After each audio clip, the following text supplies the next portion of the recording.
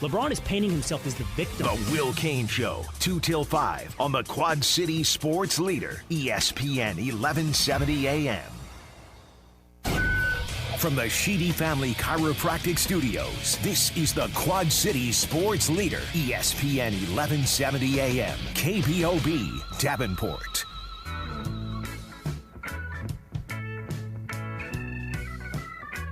Ladies and gentlemen, boys and girls, Quad City sports fans of all ages, Town Square Media is proud to present to you the best Quad City sports talk radio show in the world. With the face who runs the place, T-Roy, the OG on the marquee, Jaybird, and the cat who runs the chat with the stats, Statman Surge. We are Don't Hassle Us, We're Local. We're not a Quad City sports talk radio show. We're not the Quad City sports talk radio show. We are your Quad City sports talk radio show. Welcome to the conversation, Quad Cities. But first, the Dawn.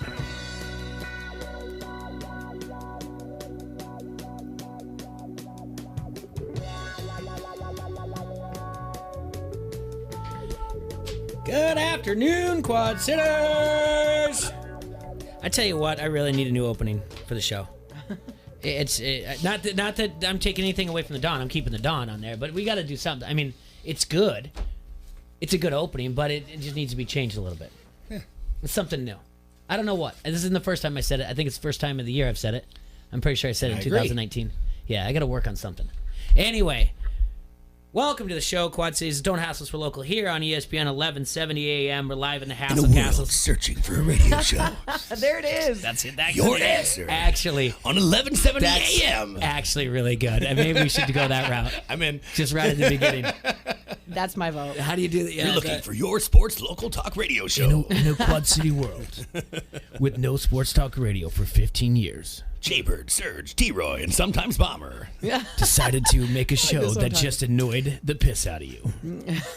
From the directors of Castaway. And Academy Award winners like Searching. From the directors of Saving Private Ryan. Oh my God. I'm so happy right now. And the producers of Flashdance. We bring you The makers of The Bachelor. Don't Hassle. We bring the writer of the score for The Bachelor. Think of what we could do if we actually sit down and apply ourselves. Think of what we do if we actually did it like a pre-show meeting. It would. This is how a meeting for a new rap video with Doug Brundies and Bobby and the Bob Father go. Really? Hey, we should come up with a new rap. Boobs. Fart. Yeah. All If right, we did guys, a pre-show great. meeting, if we actually had like a pre-show, we would be at 11:58. We're like, we're done, right? Yeah. We're over. It's over. Yeah, it's good. And to be honest with you guys, that is about how the way it goes. We all meet together. I just kind of direct how things go. But a lot of the times, the commercial breaks are just as many laughs as they are when we're on the air. Oh, yeah. So I want to thank you all for listening on ESPN 1170. Remember, you can listen also on your smart device. Download the app, ESPN 1170 AM. You can listen on the computer, too, at ESPN1170am.com. I've got an announcement later on. I just don't of another giveaway, and I don't know exactly how I can go about it. You get a podcast. You get a podcast. You get a podcast. Buddy. Everybody gets podcasts. All right. When do you want me to talk about this? Like, no. When do you want me to talk about this? We'll talk later. It's because it's not that big of a deal. But anyway, there's certain things like about giveaways.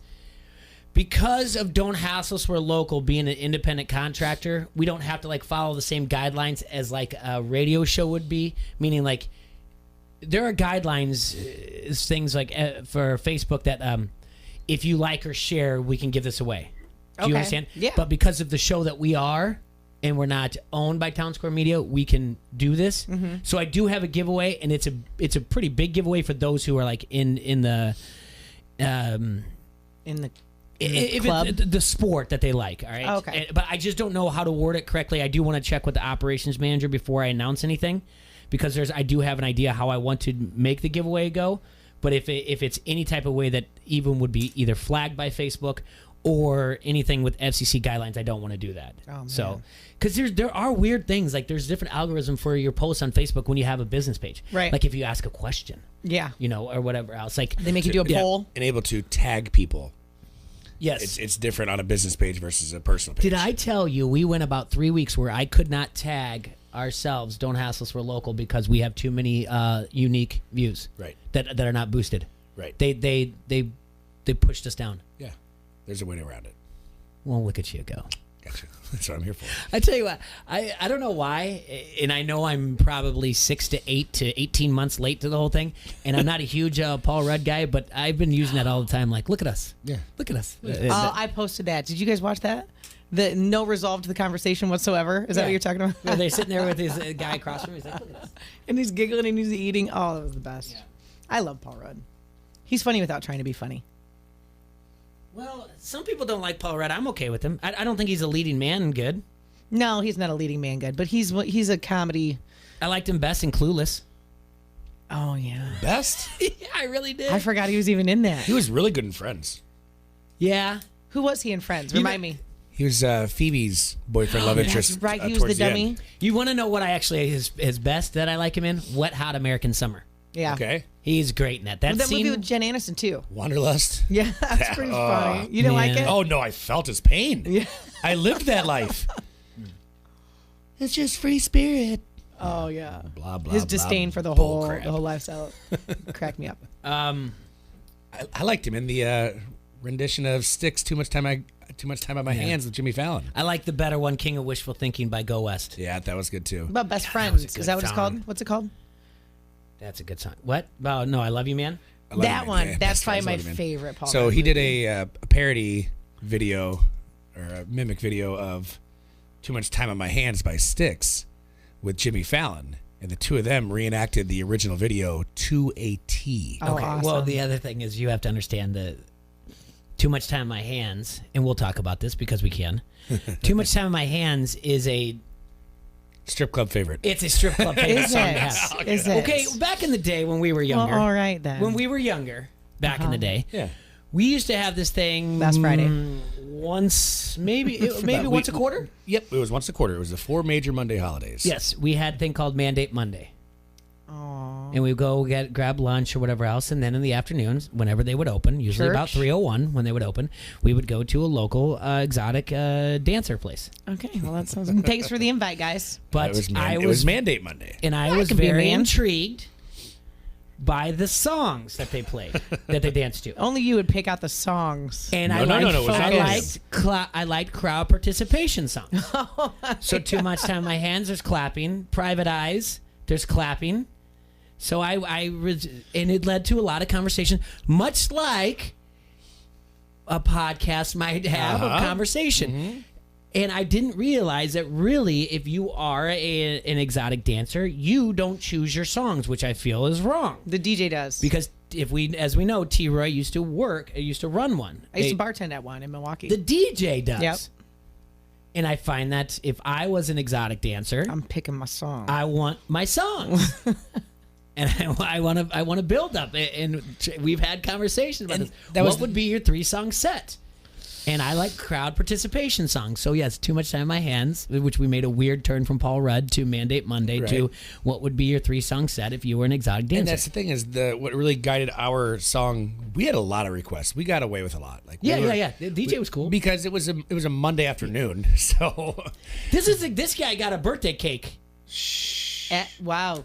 it was me and T-Roy. We were getting that well. We would in advance walk- that people knew we were coming. VIPs. We walked in one time on Martin Luther King Day, which happened to be my birthday. And for some reason, these girls remembered it from the year before. Uh-huh. And they greeted us at the door with the birthday cake that said, "Happy birthday, Serge." I said, "All right, we should probably call this girl." All right. Do you have a stamp card? I should have. 10th. That's Lap a dance good free, idea, too. Isn't it? But anyway, the songs were yes. I was always more concerned with what the lineup Well, and would having be. it be on the holidays when we had Memorial Day and Labor Day. Memorial Day was great because we would pick all the most patriotic songs we could come up with. Oh yeah, that was Those fun are too, good yeah. to Labor dance Day, to. Labor Day, we did a lot of work-related songs. God bless USA will never be the Everybody's same. working for the Yeah, we weekend. did that. Yeah, that was good. Working 9 to 5. Yeah, God, whoever the DJ was, he had a lot. He had a high tolerance for us. Idiots. Yeah. So I'm sure we were the least of his problems. Now we have that's to go. probably true. We have to go to the club. These I idiots have on to see Monday this. afternoons that come in here, spend money, hang out and laugh more with each other than looking at the stage. yeah. I bet the girls were thrilled about They, that. Well, if you're think working they- on I a think Monday they had a good afternoon, I'm time. pretty sure they were. Anyway. Only the best on a Monday afternoon. We got some things to talk about. We'll get more to the Super Bowl type of things, X's and O's, when Bobby Metcalf joins us in the second hour. He'll join us from the Quad City Times, talk a little bit about the Storm, the games coming up, and some high school sports, and obviously the Super Bowl. We'll talk that as well. I don't even think we've been over prop bets with you, Serge. Yeah, we covered a couple of them yesterday. We've got other things to discuss. I've got an idea for the honoring Kobe Bryant that I want to run past you guys. Okay. And then I've got some more get-to-know-you questions.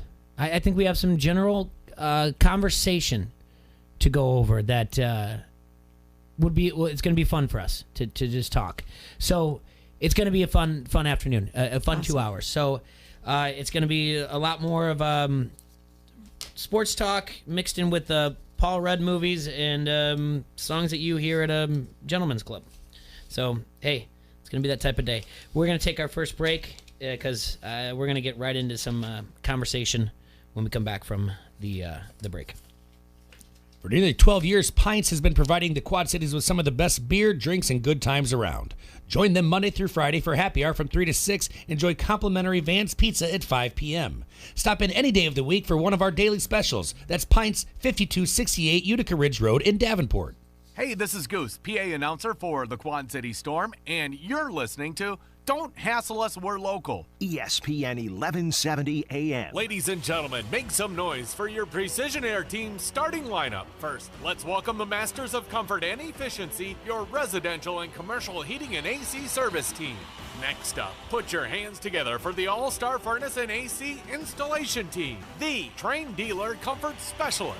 And finally, your Quad Cities geothermal specialist. Ladies and gentlemen, this is your Precision Air starting lineup. Financing available online at PrecisionAirQC.com. Precision Air, we'll be right there. And now an old classic commercial from Mark Brenny.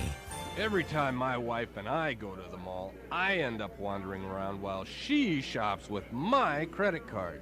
Maybe I'll step into this arcade and check out their new virtual reality game. I think I'll try the virtual reality all-terrain vehicle ride. Here's your goggles, sir. Well, here we go. This new technology is kind of cool, but nothing beats hitting the rough terrain on a new or used ATV from Brenny's Motorcycle Clinic. With a real ATV, you can travel through the woods, over hills, in mud, or snow as you feel the wind in your hair. And right now, Brenny's has an incredible selection of ATVs to choose from, just in time for fall and winter riding. Well, that's enough virtual reality for me. I'm ready for the real thing. Oh, there you are, Mark. Look at all this great stuff I bought. Maybe they should have virtual reality shopping. The ATV you're shopping for is at Brenny's Motorcycle Clinic, State Street, Bettendorf, across from the Alcoa Arcade. Almost. From local to global, ESPN 1170 has you covered. Your Quad City Sports Show is here for you. Don't hassle us, we're local with your favorite foursome, T-Roy, J-Bird, Surge, and you. Weekdays noon to 2 on the Quad City Sports Leader. ESPN 1170 AM wants you to be an insider. Get access to great contests at ESPN1170am.com. Brought to you by Necker's Jewelers, where the Quad Cities gets engaged. From the Quad City Sports Leader, ESPN 1170 AM. The Storm returned to the TaxSlayer Center this weekend. Friday is 90s night, presented by Athletico. Get to your seats early for $2 beers and hot dogs until puck drop. Tuesday kicks off Hockey Fights Cancer Week with the Paint the Ice event at the TaxSlayer Center. The Quad Cities are invited to come paint the names of loved ones who have fought cancer on the ice from 10 a.m. to 7 p.m. And come back on Saturday for Hockey Fights Cancer Night presented by Unity Point Health Trinity. The Storm will be wearing Hockey Fights Cancer jerseys to be auctioned off after the game. Get your tickets online at QuadCityStorm.com. The experts at Helitech know that a sinking foundation is a serious problem. Uneven floors, separated baseboards, windows, or doors that stick can all be signs of significant structural damage that needs to be addressed. Call the foundation repair experts at Helitech to get your free estimate today.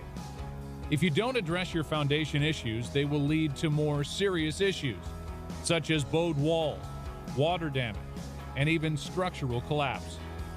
As your hometown foundation repair contractor for over 30 years, Helitech uses industry-leading solutions to repair your sinking foundation. Your home is the largest investment you will typically make, Who better to trust with your family's home than Helitech? They healed my home. They'll heal yours too. Helitech. Heal your home with Helitech. When you're listening to the best play-by-play, you know you're listening to the Quad Cities sports leader, ESPN 1170 AM.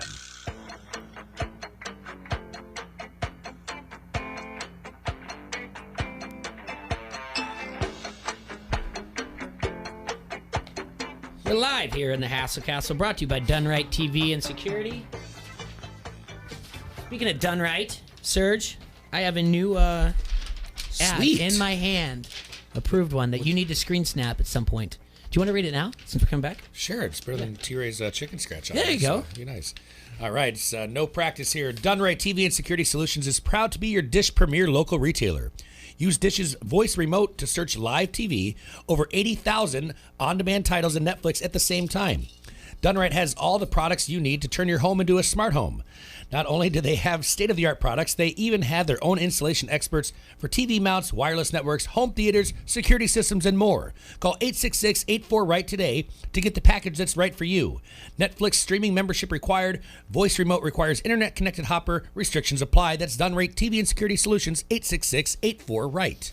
So I talked to the operations manager, and like I was saying beforehand, Facebook has rules, radio has rules. You can't say like or share our page and be entered into a thing. All right, it's fine. But what I'd like to do is, I know we talked briefly on Monday. We had 4 young ladies win state wrestling titles at the Iowa Wrestling Coaches Officials Association on Saturday.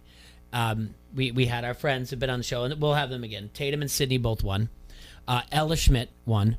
And then Chloe Clemens won from Pleasant Valley. Ella from Bettendorf. Chloe from Pleasant Valley. Tatum from Davenport North. Sydney from Davenport Central. All right. So Ella, by the way, she won 6-0 and avenged her loss that was in the state finals last year. She didn't give up a single point in the entire tournament. Wow. Tatum, senior from Davenport Central, she won. That's her second state title. And Sydney won. That was her. She goes to Davenport North. All their sisters. That was her second state title. And then Chloe Clemens won it last year at Cedar Rapids Jefferson, but she's a 2-timer as well. Good thing. The fun thing about this Iowa Wrestling Coaches Official Association state title, it's a thing that's not sanctioned by the Iowa Girls High School Athletic Union. But if they don't come in time and sweep this up right away, which they probably should, Sydney has the chance to be the first ever 4-time state champion in girls wrestling. Huge deal. Yes. Ella would be the first 4-time finalist. She's only a sophomore, and so is, and Sydney's only a sophomore as well. But so there's a future stories there. Now, Chloe, Ella, and Sydney. I'm sorry, well, Sydney too, but Chloe, Ella, Chloe, and Tatum. Tatum's a senior at Davenport Central. Are all up for the Dan Gable Miss Wrestler of the Year. Nice. All right. Sydney is as well, but because her sister is a senior, she's asking everybody to vote for them. All right. Aw, okay. So those 3 finalists are there. Here's what I'm suggesting I do. All right. This is my big heart. Everybody's gonna win some way or another. Okay. I love it. Jorgensen Insurance was nice enough to donate 2 tickets, and these are good tickets, to the Iowa Penn State Wrestling Meet. And when I say the Iowa Penn State Wrestling Meet, this is number 1 versus number 2. There's going to be about 16,000 people there. All right, This is going to be easily in the top 5 indoor wrestling attendance of all time. Got it. I think I've been to maybe 3 out of the 5 of them. Now I'll be at 4 out of the 5 of them. Tickets are hard. They're already moving things around to the CAN bus. It's going to be free. Speaking of that, Cody Goodwin, who's been on the show from the Des Moines Register, asked Tom Brands yesterday during his presser what he thought about if the fire marshal will let the 16,000 squeeze in. This is what Tom Brands had to say. He's a nutball. It's great. He wrote, I don't know. Is that the word on the street? I didn't hear that. Is that the word on the street? And then there's the CAN bus, the most efficient organization on the planet. If you watch one of my favorite Christmas movies, Miracle on 34th Street, the original one, they said the post office was. That's hogwash. The CAN bus is. The CAN bus is the most efficient operation on the planet. Kirk Ferentz said so. By God, I believe in Kirk Ferentz. It's a weird quote. I kind of like it, But let me tell you more about that they're clever. Starting at 90 minutes ahead of time. They're doing free shuttle to Carver Hawkeye Arena, these tickets come with a parking pass. Ooh. So here's where I say I want everybody to get involved. We want the powers that be in Town Square Media to get the clicks, right? Right. And we want our friends from Jorgensen Insurance to get the notoriety that they get from sponsoring this, for giving it away. And we want our local wrestlers, one of the three, to win the Gable Wrestler of the Year. Of course, yeah, that's awesome. So here's what I think. This is what I'm going to do. I'm going to post it by 4. I'll write a blog for ESPN 1170, giving the directions exactly how to win these tickets. Okay. All right. More than likely, this is what I think. I'll provide a link for each one to the voting, and you can vote for any one of those 3. Then I think I have them screen snap their vote, and then put it in the comments, and then they get in from there. Okay? Does that sound about right? Yep. It's not confusing at all, is it? No. All right. And then I'll poll by 4 o'clock tomorrow, because you can vote once every 24 hours. Okay, so you can vote more than once. You can vote more than once. So that way you can enter twice to win this. These tickets this is a big deal. Yeah, that's not inexpensive. Yes. Now we've got the number 18 basketball team in the country, the number 1 wrestling team in the country. Iowa City, to take some words from our friend Matt Erickson, it's special up there right now. Some special things are going on. You have bought in, buddy. I have bought in. You haven't? There's something about this team. Yeah. Well, it's just I was thinking about it. Like, there's just something unique about the team. College basketball this year is very, very strange. My friend Roy at the fitness center today asked me who the best college basketball player is, and I said I cannot answer that for you because we're in a year of parity. We've had 7 different number ones. It's tied an all-time record in the AP era for different number ones in a single season. Who's the best coach, though? The best coach in the NCAA? Uh-huh. It's Coach K. Oh. Who do you say? I was going to say Fran. Oh, yeah. Wait a minute. Yeah. What was I doing? No, come on. He's the coach of the year this year. He's the coach of the year in the Big Ten. He's the coach of the year this year. But Coach K is wouldn't you say? Coach K is all-time one of my favorite coaches to love and hate at the same time. Yeah, he's the best. He, where was I reading that at? He got upset at his fan base yesterday. Uh-oh. Coach K did. Where is that say? At? Huh? What did he say? He yelled at him. He yelled at him about... Oh, I saw that because they were booing or they were saying, come sit with us. Yes. All right. So I here saw it is. that. So Tuesday... I have the video. Okay. Yeah. So you saw this. You know what happened? What it's about? I'm watching it right now.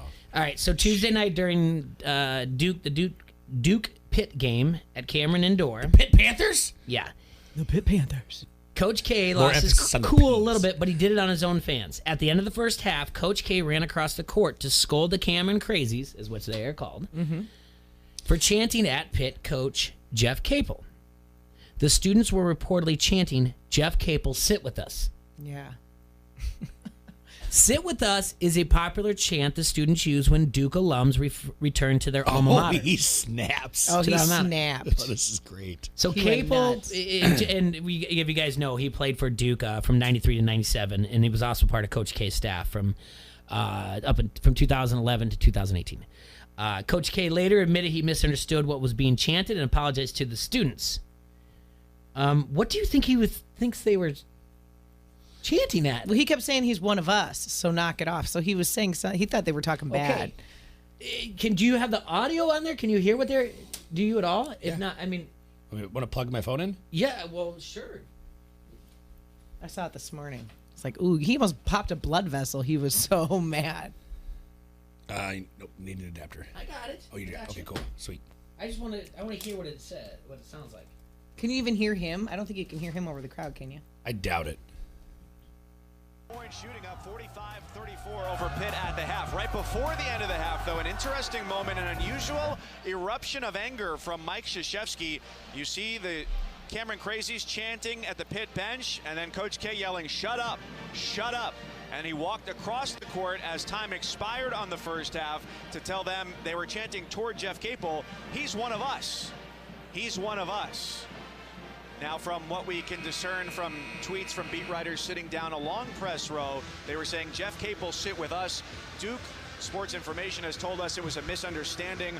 on the behalf of the Duke bench. Coach Krzyzewski, as he walked out toward the pit bench, did apologize to the assistant coaches who were out there as he came out of the locker room. So an unusual situation, a bit of a misunderstanding. All right. First things first. I think he was saying the S word? That's what I'm asking. Sorry. I don't know. What did he think they were saying? Which I like that he went out there and he went to bat for his guy, even the guy who was an opposing coach. But sorry. Adrian. What did Adrian? I love you. I thought Adrian was going to help me out with the translation of what it was, but it was just a personal message for Leah. So. Listen, I don't know what he could have thought they were chanting. If you watch that video, because I was watching on your phone, yeah, those kids were like being scolded, and did you see their faces? Yes, they were laughing at first, and then they just they're like, because Coach K yells at you. That's serious. Yeah. No, that's their 15 minutes of fame right there. Now it's over.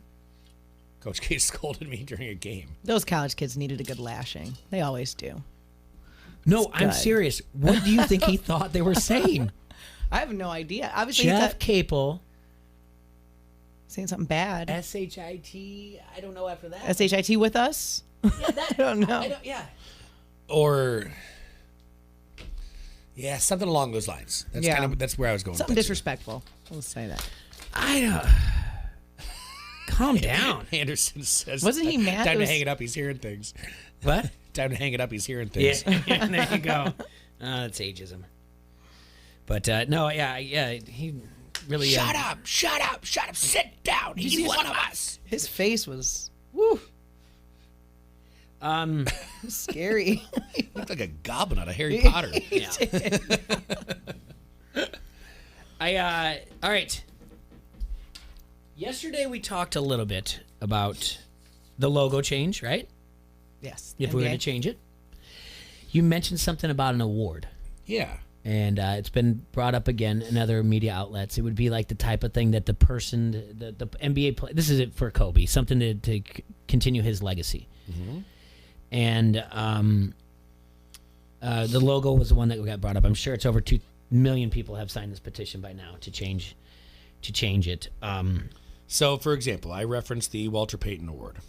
Okay, the Walter Payton NFL Man of the Year Award is presented annually by the NFL, honoring a player's volunteer and charity work as well as his excellence on the field. Prior to 1999, it was called simply the NFL Man of the Year Award. So it's been around since 1970. Payton got drafted in 75. And then after 1999, it became known as the Walter Payton Award. So I don't know if there's anything like that in the NBA now, but we could definitely make something because Kobe gave back a lot. For example, like we mentioned all the stuff with the vets, and vets die every single day and we don't honor them. Well, he did a lot for the vets too. Yep. He donated a lot to the vets. He donated a lot for cancer patients, cancer research. A friend of ours, friend of the show, Jim Lang, had a nice post yesterday, and he actually tagged me in it about listing all of the actual things that Kobe has done for cancer patients. Mm-hmm. So let me actually find that for you. Here, a lot of people are writing since Kobe Bryant's death. This is my friend Jim Lang's words here. That it's a wake-up call on how life is so short. It's a tragic event. It's happened, but I feel sorry for the people that it takes something like this on national news to make them realize this. Look around. People fighting every day to stay alive. To all his friends and family, wishes health and happiness. It actually listed all the things that he did for cancer patients and research on another post. I can't find it right now. So he raised over $8.1 million. $8.1 Wow. Kobe Bryant did in that post that he had. All right. I've got an answer for you for the legacy. I don't know how well received it's going to be by those out there. I don't know how well it's going to be by the Players Association. And I think it's actually something right up the NBA league, the commissioner and his staff, right up their alley. Okay. Let's hear it. Back in December, the Associated Press got word that there were some changes that the NBA was looking into doing. Okay, the changes were anywhere from limited down to a 78-game regular season, to a postseason play-in for the 7 to 10 seeds, reseeding the 4 conference finalists, and a 30-team in-season tournament that would begin around Thanksgiving. The Athletic first reported this, and ESPN, the contents of it.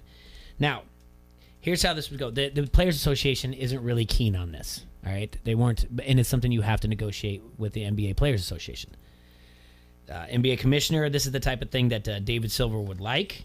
Adam Silver would like. And they're always looking at things. They've been working different things, coming up with ideas, brainstorming since 2016. We know that not attendance, but viewership and attendance are both down. The in-season tournament, what the proposal was, it would call for teams to play in 8 divisional games in the group stage of the event, which would begin November 24th and continue through December 11th. Those dates are tentative. This was made of 2021. This is the original proposal, first reported by The Athletic and ESPN.com. The group stages, 4 home, 4 away, would count toward a team's regular season total. The 6 division winners and 2 wild cards would qualify for the quarterfinals on December 13th and December 14th of 2021. Semifinals would be played as a doubleheader on December 16th, and the title game would be played 2 days later. With the semis and finals at a neutral site like Las Vegas, players on the winning team would split $15 million. The winning coaching staff would split $1.5 million. The NBA said in this proposal that there is the potential for additional prizing for players on the remaining Final Four teams, and that other incentives for teams and fans were to be determined. This, folks, is the Kobe Classic. A lot of information to retain. I'd have to see Just that. an in-season tournament that the Players Association really don't want to put that much more into, but, I mean, with the prize incentive, but it's the Kobe Classic. Okay, I like it. This is the only of the Big Four that has an in-season tournament. It would be one of a kind. It would be, and then thus you keep it going and you keep his name out there. So they're not renaming anything that's already out there. This is actually just made in honor and tribute to Kobe. Yes. I like that. Serge? What do you think? I like it. I mean, why not? Not going to hurt anything. It's the cons are the commissioner and his office are using his name to get what they want done anyway. Oh, my God. So they can't do anything.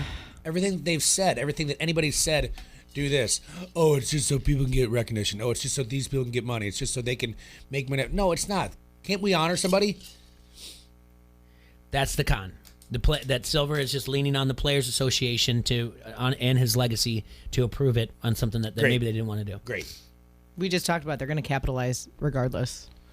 They're going to capitalize even if they don't do anything. Right. They're already capitalizing right. by not doing anything. Right. I talked to my brother about this on the phone. We can't do a 24-second shot clock violation because now the vendors are going to capitalize on this because now the game just got 13 seconds longer by average. Like, shut up. The game just got longer now. Was that actually said somewhere? No, but see what I mean? See how believable that is? That is so believable. Did you see my jaw drop? We just took 48 seconds. It is so believable that someone would do that. We just took 48 seconds to start the game with the clock stopping in between plus standing ovations. Now we just had that much longer to sell beer. Great. I'm sure it was said somewhere. I'm sure. Come on. Snowflakes. Snowflakes. So man. believable. Jesus. 100%. Right. Oh, great. It is so believable because it's kind of like what we talked about the AFC divisional game. The Chiefs lineman who took the 2 aluminum bottles of beer, slammed them like Stone Cold, chugged them, and we say, we make a post like, this is a great celebration, and we have people that go, well, what happened to the $19 that guy's out? I'm pretty sure Bud Light's going to take care of him. Yeah. But yeah, we do live in that society where people, like, first thing they point out, like, oh, making... They have to pick apart everything. Making profit. Oh, Silver's just he's making the Players Association do it. Listen, it's a one-time deal. Chip said, he's like, all right, West wears West during the All-Star game, West wears 8, East wears 24. Okay. Now, first thing I say is, like, how do you call foul? Which is laughable because Chip said, like, what do they call 2 fouls during that game, the All-Star game? But let them call their own. The con of that is you're only selling 2 jerseys, All-Star jerseys, as opposed to 30-plus All-Star jerseys. That's what marketing's going to say. They're going to say, hey, everyone's going to wear 8 on the West Coast. They're going to wear 24 over there. Marketing's going to go. Are they going to sell any less number of jerseys? No. That's what marketing's going to say. How many people actually buy an All-Star jersey anyway, though? I don't live in an NBA city. If you read stuff about, like, people like Scott Stowe even wrote on there, like when he lived in LA, there, people grown men wearing jerseys or tattoos or whatever else. Like we don't really live in that type of city. Do you know what I'm saying? What you're trying to say, Jay? I'm just saying there are some people that might wear a Storm. I'm going to say this wrong. Hockey jersey to there, or steam wheelers to there. But I mean, you don't really wear that around as much. It's a more urban, it's more, we don't. I mean, we're Midwest. Yeah. We're Iowa, Illinois border. We're not. You'd say cholo. Not cholo, urban, just urban. That's I don't know more what of that is, but I want to know what it is. I want to be woke. What's cholo? It's vato. It's slang for like a region of we're getting in trouble. Like inner city, and it's just urban. It's that's why I said urban. It's politically correct. No, it's not offensive. Do you guys see what UConn's doing for Gigi Bryant? They put a jersey over a seat for her? They did a jersey in her number with her name on it now. Yeah, okay. Because that was cool. She wanted to go there. And like I know it's like some of this, like we're drilling on the ground, we're still talking about it now, but we're this is our way of like transitioning. We're moving forward with different conversations. We're not in the shock stage of it. We're not in this. We're talking about some of the cool things that are being out there. Like, okay, we've moved past. I've already seen in a short 2 days, we have gone through the tragic, I can't believe this news, to we quickly went to the negative, super offensive ones that I mentioned. Mm-hmm. And now there's some ones that are actually really funny. Like I saw a meme of Kobe in heaven shooting a basketball through the Angels' halos. Yeah. The new guy's annoying. This new guy's annoying. Yeah. Like that actually made me really smile. But saw another cool one, and this is, I highly doubt this would ever happen, but it was a cool idea. Is what about putting Gigi's jersey up there next to Kobe's? Oh, that would be sweet. Mm-hmm. Maybe in the corner of it, or put one in there with his. Yeah, cool. Over it, like in a shadow box type. Of all times to do it, that would be the time to do it. But. Agreed. That'd be nice. And then I just posted on Twitter and on Facebook the one where every shot that he made, that the guy put together at Kirk Goldsberry on Twitter. That one's really neat. And listen, I like this idea. One, none of the Big Four have an in-season tournament. They are rewarding the players with money and the coaching staff as well for taking it serious. And you can name it after him. I actually really, I'm serious. It is such a good idea that I hesitated even talking about it without putting it in print first, to publish it first before I walk out of here and drive home, and at 4:15 Will Kane's talking about it on the air. Do it. Because I have not. I'm going to write some, but I have to write this wrestling ticket giveaway too. I've already cleared out my afternoon to write a couple blocks, but I'm serious. I actually I like this idea a lot. I do too. For the NBA, and that's the only thing I said is just like I can just see where people like kind of feel like they're leaning on the Players Association too much with his legacy to get what they want done anyway. Right. Damn the man type of thing. Even them re-airing the game. On Monday night. I'm sorry. You left. You left before. Let's talk before we go to break. Let's talk about that. You had to leave yesterday, but you wanted to talk about them re-airing the game. Because ESPN made a very cool gesture yesterday afternoon, announcing that they were going to re-air Kobe's last game where he dropped 60 points. So it's pretty cool to watch that anyway. That was at MSG. Yeah. And at the time, that was the most ever scored. Yep. By an opposing player or just scored in general? I think in general. I can't remember. Carmelo Anthony has since broke that, but that was his last game. It was 60 in MSG. Wait, was it at Madison Square Garden? I believe so, yeah. No, Jack Nicholson was there. It was the Jazz. I thought it was at. No, it wasn't. Okay, then I'm right. But he did hold a record for most scored. It was at home because they had 24 and 8 on the court. So no, it was at home. There's another game. Dude had so many great games. So it was really cool. So ESPN called an audible in the afternoon on Monday and had Kobe's last game aired. They moved the Kansas-Oklahoma State game to a different network so they could air this. Well, they put it out in the middle of the afternoon that they're going to do this at 9 p.m. I was like, well, you know what? Like, what a cool thing to have. Like, I'm not too huge on viewing parties for this stuff, but hey, it's some Monday night in January. And we don't have a whole lot else going on, so I threw together a special. Said, hey, we're going to do $24 all you can drink, beer and cocktails during the game. So just rally some people up, give them a special, and we brought back the 11-17 shot for one night only. We did a Black Mamba shot at 11-17. Everybody threw their cups up and yelled Kobe. Aww. When we were done. They weren't glass, thank goodness. But, no, it was really cool. They condensed the game down to keep it in 2 hours, but you didn't miss anything from the game. Kobe dropped 60, and then one of the most memorable things was the very end of the game. There were a lot of cool things. There was some speculation that there was a player for the Jazz that stepped out for a lane violation when he was shooting his last 2 free throws to get to 60 points. When he had 59, he was shooting one last free throw. The guy made a lane violation, so they were saying, did he do that on purpose? That way, in case he missed, he would get to shoot it again to get to 60. And he came back yesterday and said, no. He's like, I didn't give Kobe anything. He dropped 60 on me, and I didn't give him a single thing. Yeah, he's like, that was unintentional. Yeah, but it was really cool. And then after the game, Kobe got to give his speech at center court, his farewell and thank you speech, and it wasn't too lengthy. It was phenomenal. Thanked everybody. And then did a Mamba out at the end. So it's cool to hear that in a small bar setting on a Monday night, and everybody was into it. Did everybody chant Kobe with the crowd? No, because we had some people still watching the Iowa game, and okay, but everybody was really into it. It was cool. Did you see Jack Nicholson's face? The last game he ever played, I swear he was crying. When it was his last game, he was on there and he's like rubbing his. It was awesome to see that. Snoop's eyes were really red. Oh, well, come on. I don't think that's from crying. And I think also, before we go to break, I think what you said is true research. This isn't a beating anything into the ground. Now it's a matter of it's a stage of grieving, and now it's a matter of celebration and how they want to do it, and how the NBA and however they want to do it. There's no wrong way of celebrating Kobe Bryant, but I'll break my arm trying to pat myself on the back because I think it's celebrate how you want to. If you're tired of hearing it, then don't read it. Stay off social media, or just keep scrolling. Go ahead. Yeah, that's how it works. Get down to your recipes and your music videos and whatever else, your recommendations. Who wants my lunch money? Go to whatever you want to. Yeah, we can go on and on about all that. The way I feel about some of that stuff. I sure could. Yeah. Anyway, let's take a break. We come back. When we come back, we're gonna explain to everybody that you don't have to answer every question everybody ever asks you in your life, and I got a good scenario for you. So we'll talk to you guys in just a few minutes. Front Street Brewery, the oldest brew pub in the state of Iowa, is nestled beautifully along the bank of the mighty Mississippi.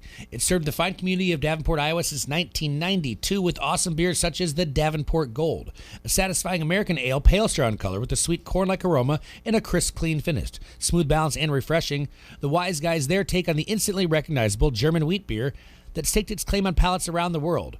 Brewed with noble German yeast, this refreshingly sweet and smooth brew features a citrusy tart aroma with significant notes of banana and clove. Prost.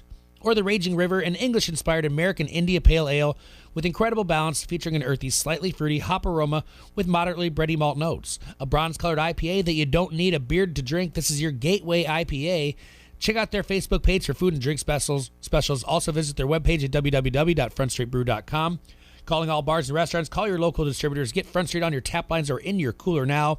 Go to the restaurant at 208 East River Drive or the tap room at the Freight House Complex, www.frontstreetbrew.com.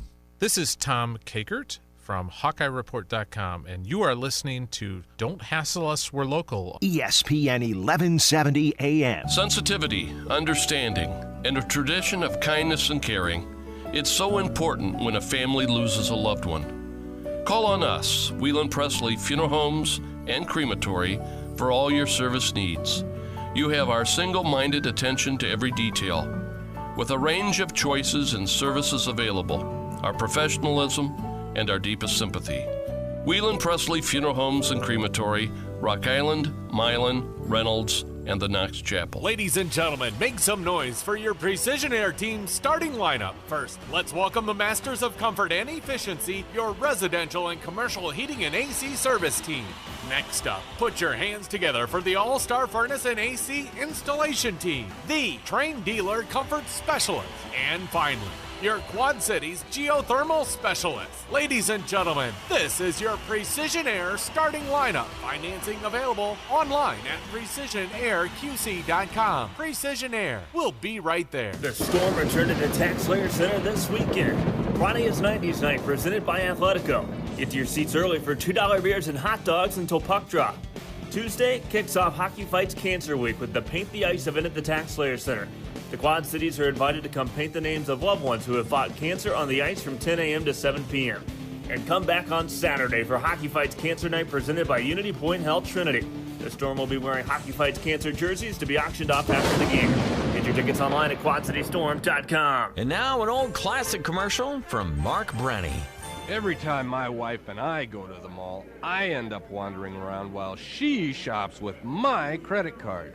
Maybe I'll step into this arcade and check out their new virtual reality game. I think I'll try the virtual reality all-terrain vehicle ride. Here's your goggles, sir. Well, here we go. This new technology is kind of cool, but nothing beats hitting the rough terrain on a new or used ATV from Brenny's Motorcycle Clinic. With a real ATV, you can travel through the woods, over hills, in mud, or snow as you feel the wind in your hair.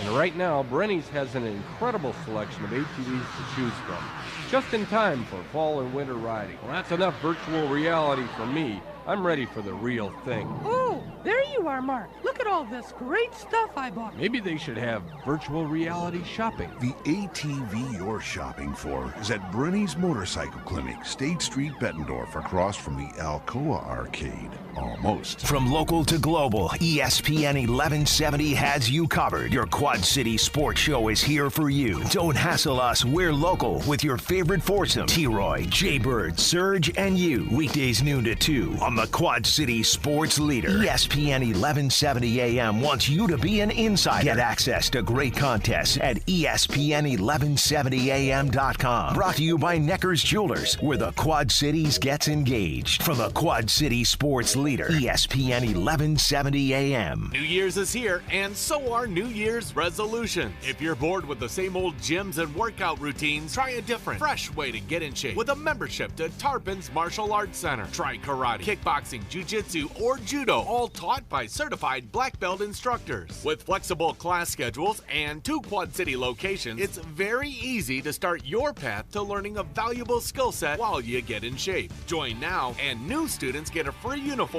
and official t-shirt online at tarponsdojo.com. When you're listening to the best sports talk in the Quad Cities, you know you're listening to the Quad Cities Sports Leader, ESPN 1170 AM.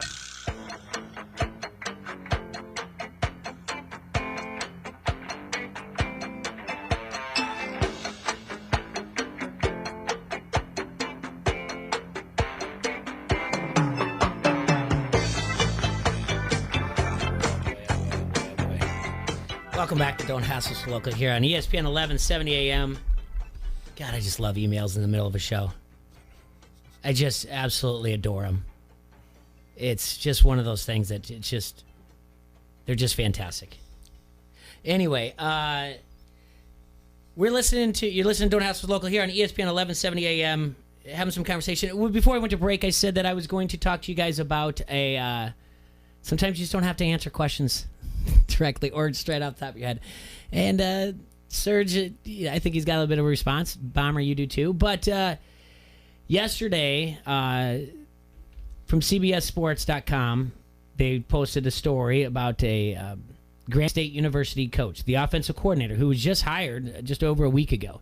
He was suspended from his job for comments that he made to the student newspaper, the Grand Valley State University newspaper. So this was on Monday that the news came out. For having a hypothetical fictional dinner. When asked the age-old basic question, which 3 historical figures, living or dead, would you like to have dinner with? He decided to list, praise, comment, give quote, Adolf Hitler. All right, so the praise thing, that's where you got yourself in trouble. Here we go. Oh, totally. Quote, this is probably not going to get a good review, but I'm going to say Adolf Hitler, Berger said. It was obviously very sad. He had bad motives. But the way he was able to lead was second to none. How he rallied a group and a following. I want to know how he did that. Bad intentions, of course, but you can't deny he wasn't a great leader. Turns out, assistant coach, offensive coordinator, Morris Berger was correct. Commending Hitler, did not get a good review from his new employer, What? Grand Valley State. And he did not. So, quick. Go to that. Serge, you say why did he get suspended? You know, it's a hypothetical situation. All right, him saying he was a great leader, that's why he complimented him. Okay. That's false also. He wasn't the greatest leader. He was the greatest public speaker. He said he was a great leader. No, but I'm telling you, he's wrong because he's the greatest a great public speaker. They say he's one of the best of all time public speakers. If you look it up. Even to the victor goes the spoils in history books, it is usually stated that as his oratory skills were second to none. Right. You do also have to understand that coming down after World War I and the Treaty of Versailles, which made Germany take all blame for World War I and pay all reparations, Germany felt about that big. And when I say that, I hold it just my index finger and my thumb. So it wasn't hard to rally a bunch of people who who were very, very upset about the way that they were portrayed and that they were forced to sign the Treaty of Versailles. Enough with my history lesson. I like it. The question is, and please don't say Adolf Hitler. The question is, who would be 3 people that you would like to have dinner with? Don't either one of you jump right away at the question. I mean, I don't want to offend anybody. Don't worry about that. Just go. I do it every day, right? Yeah. Who cares? I mean, Grand Valley State's not going to be the one suspending you. I mean, it's a matter of just however you want to. I don't know. I got asked this question about a year ago. I can't even name you the 3. I know one of them is Malcolm X. In Malcolm X for a lot of reasons. He's portrayed differently in the media than how he actually ended up living the last few years of his life. So there's a lot more to talk to him about than just the by any means necessary Malcolm X that you used to see on your posters in dorm rooms in the mid-'90s. I don't know if college kids put up posters anymore, but that's what I'm talking about.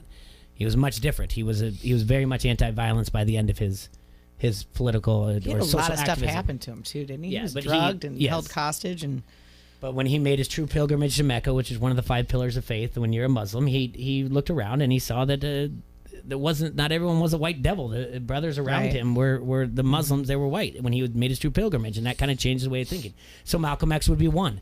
The other 3 off the top of my head, I'm sure it's an ongoing thing. I don't know. I guess I'd have to think about it. I don't know. There's no theme to it. There's no way. I mean, I could jump in and say something completely different, and you're like, that doesn't make sense. You go from Malcolm X to, like, I don't know, Pete Rose. I'm not saying that I would, but that's about where my brain goes. So that's a good one too, though. Not bad, get to talk to him. I'm sure he had some good quotes or whatever else. Back in the day, I probably would have said Dan Gable, but I've met him and I've sat down with him now, and it's not a knock on him or anything like that. But there's other questions to be asked. I always tell everybody that the same thing. If you sit there and say like you want to sit down with God, I understand that too. But I think that's why I'm the extrovert that I am. I like people. I like asking questions. I like talking to them. Right. I always tell everybody that I don't want to hang out with everybody all the time. I said, I used to, way before I was married, I was like, this would be weird to me. I thought, but hanging out with someone if God came down to earth and hung out with me for 24 hours, 7 straight days, by like day 2, I'd be like, there's probably other people that want to talk to you. Who are your 3? All right, so I'm going to go out of the box here. Instead of doing historical figures or political, current or non-current, or music, celebrities, or sports figures, I would enjoy. There's lots and lots of different names, but I think it's too hard to decide those for any specific reason. To narrow it down to 3 is kind of tough. So I figure, I don't know why I'm giving you my reasoning on this.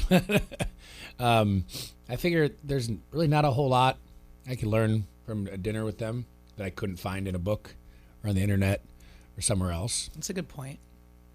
So each of my grandfathers, who I never got to meet. There you go. That's really good. I think it'd be extremely interesting, obviously. And then 3rd one would be my younger self.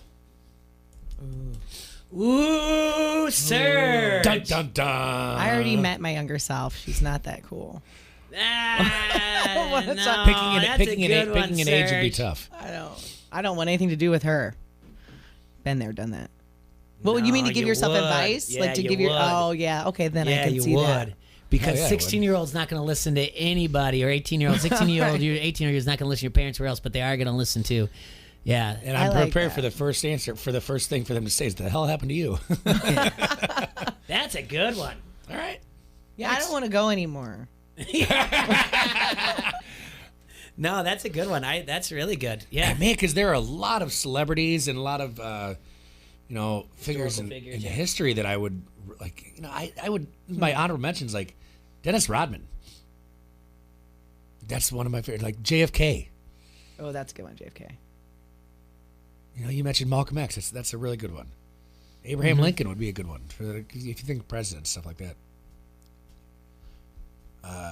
Michael Jordan. I mean, being the Bulls fan, being the, especially what we're talking about right now with everything he's seen and done. Donald Trump. That would be interesting. That would be one of mine, for sure. Of course it would, and whether you're a supporter or not, that would be interesting. Absolutely. It should be. And I want to talk to him as a human, not even as the POTUS, like everything, all the scrutiny and all the hate that he gets. I'm going to ask him how he gets out of bed every day having to deal with that all the scallops. They're huge. He would be interesting. Business-wise, too. He's sure. not, everything he did before he became POTUS. And how he's going to sweep the 2020 election. I want to know how he is that. What the plans are. There's a lot of football players that I would like to sit down with, living. Oh, me too, living and dead. I ask him anything. There are a lot. A lot of women I'd like to sit down. That's what I just said. I said I want to sit down with him too, but I don't want to ask him anything. Right? What? No, I didn't say that. Freddie Mercury. Really? Absolutely. What a goofball! How fun would that dinner be? How entertaining would that be?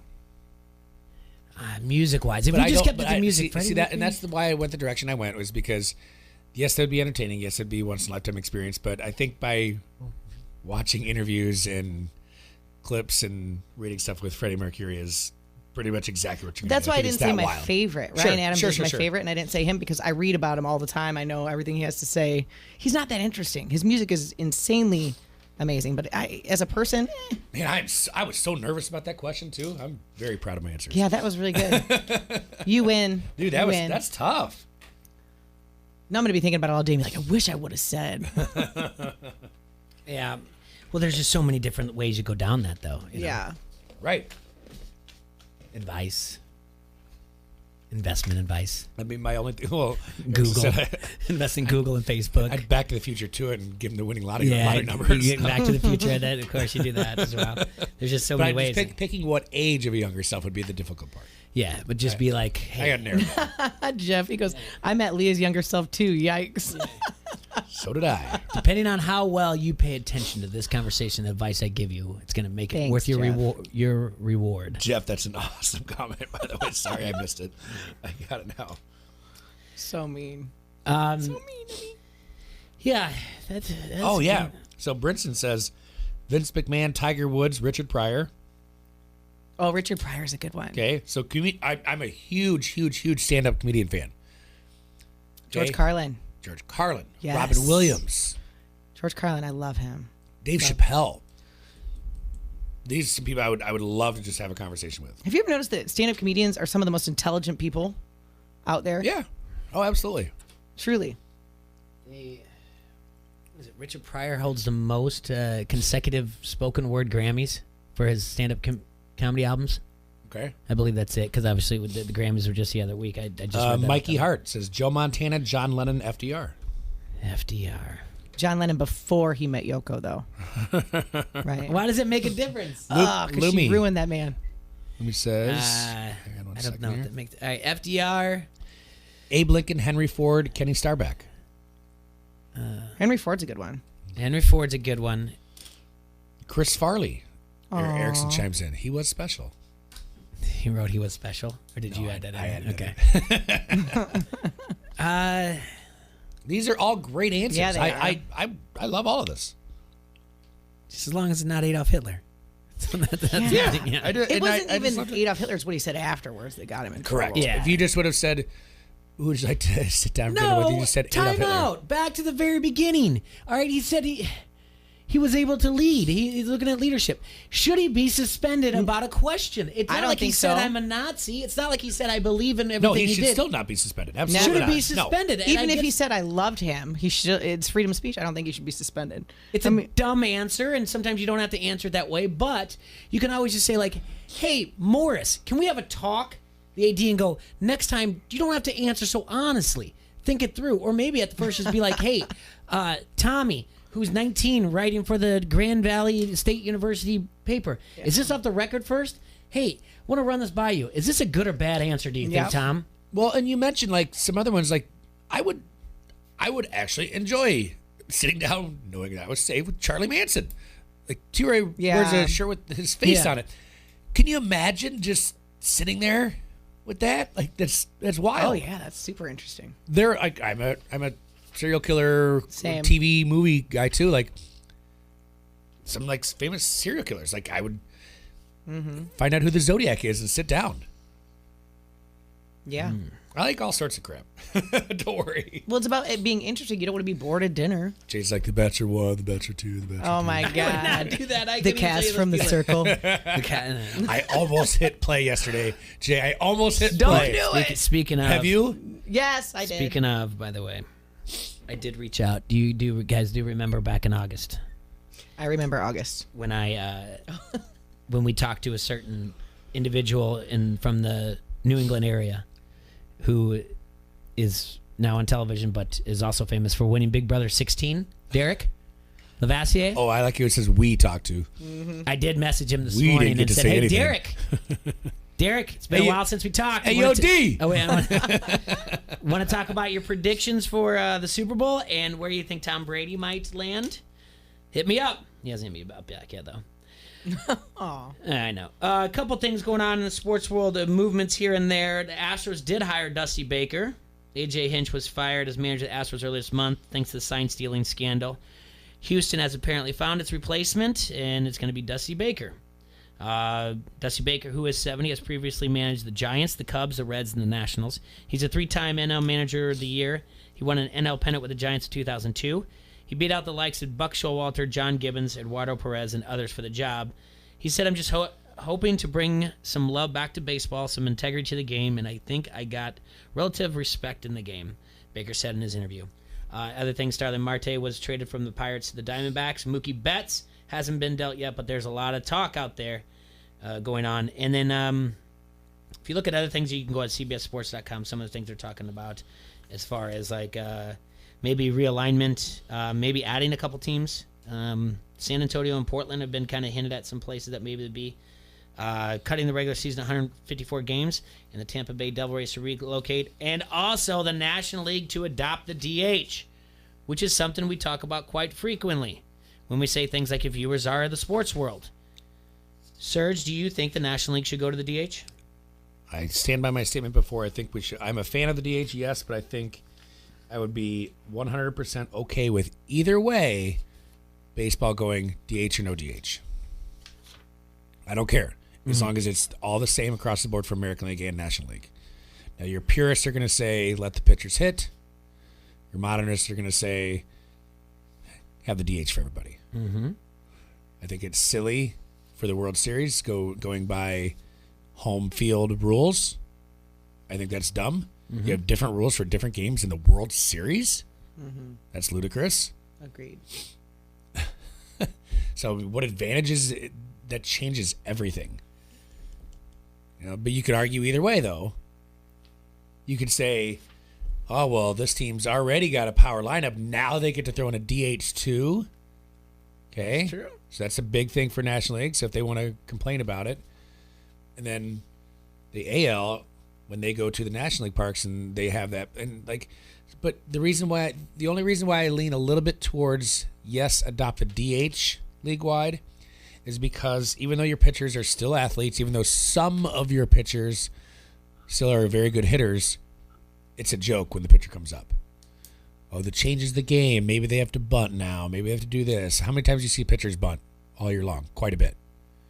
Okay? Not nearly as much as you used to. Okay, I agree with that. But when the pitcher comes up, it's borderline an automatic out. Mm-hmm. It's borderline a strikeout. So why? Just update the game. We're updating it everywhere else. Mm-hmm. We're talking about putting man on second for extra innings. We have a pitch clock. We're talking about doing computerized strike zones. Then go to DH too. If you don't, I won't be mad. If you told me tomorrow that American League has to go, their pitchers have to bat from now in the American League, fine. I'm not going to be mad one bit. But just do the same across the board. I like it.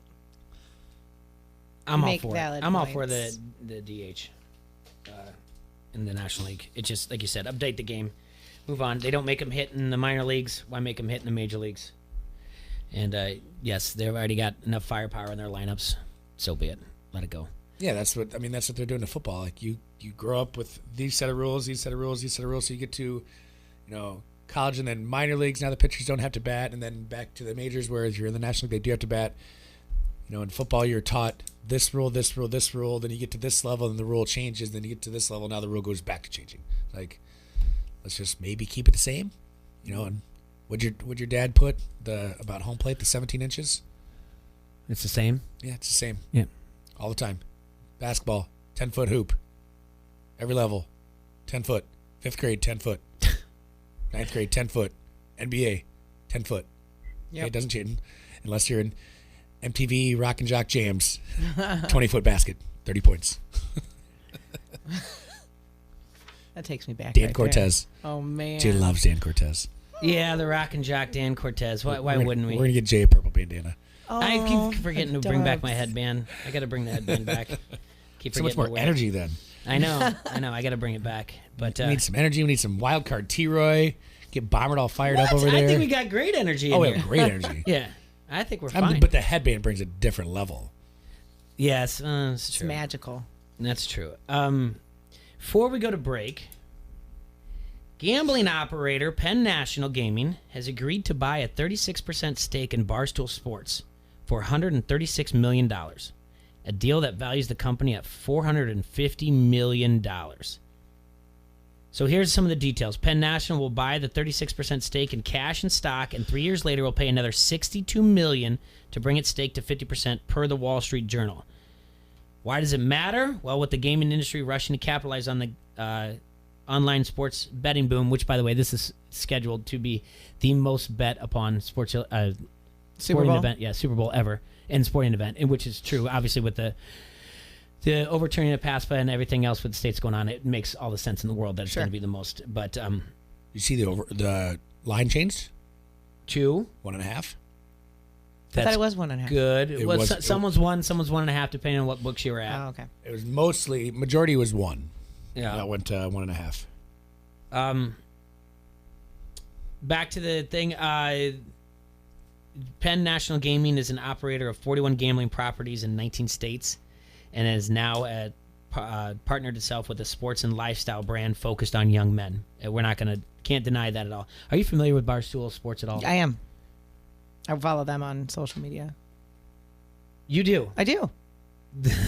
Why are you laughing at me? Because those guys are dirtballs. Are they dirtballs? Yes. They do not speak very well of females. Oh, well, I mean, I've never paid. They do the pizza thing that I watch where they go from city to city. Review, whatever else. I'm That's not what a I Barstool watch. Sports to the point that I don't even, even when there's parody accounts down to the high school or universities, I'm just not. I don't pay attention to that stuff. Yeah. I just watch the pizza reviews. But for them, hey, now I good will. for them. It's a stunning deal, writes Vox's Peter Kafka. For the digital media industry, coming as many publishers are retrenching after a round of ultimately disappointing Facebook-fueled optimism and investment. It's a big payout for the Chernin Group as well, which had reportedly invested some $25 million to buy controlling stakes in Barstool in 2016, 2018. It's no different than the studio right here. These guys they know how to work social media and they know how to push the buttons. They may not believe the things they say about females, but they'll write it and they'll get the clicks and they'll get their haters. Oh, sure. And then they get their followers as well. I can't get myself to do that. No, because you have ethics and morals, Jay. Yeah. Partially, yeah. But yeah, sometimes. But good for them, and good for the Penn Gaming National Gaming for getting involved in that as well. So, that's what it is. Bomber. Before we go to break, you got to leave a little early. I do have to pick up my chitlins from the early release on Wednesday. Early release on Wednesday. Yep. That's a load of crap. Well, what's the chest leave early, or that it's there's early release on Wednesday for no reason whatsoever. No, good for the kids, but it's not good for the kids. Oh, thanks. I don't know. It's like going down that rabbit hole again. The teachers don't do any professional development during this 1 hour that they early release. It's a quite pain in the rear end. Yeah. I knew it. It's quite a pain in the rear end. Anyway, Bomber, I want to thank you for coming in today, hanging out with us. Thanks for having me. Well, we're gonna take a break. Before we do that, This day in history, January 29th, 1936, baseball's first Hall of Fame class was inducted. 84 years ago today, the Baseball Hall of Fame elected its first 5 members: Babe Ruth, Ty Cobb, Honus Wagner, Walter Johnson, and Christy Mathewson. When the news was broadcast to the world in the Sunday paper 4 days later, a new national dialogue was born, and the words Hall of Famer truly came to life. Think about that. This day in history has started the debate among many taverns, inns, cool. speakeasies, if you will. Is he a Hall of Famer?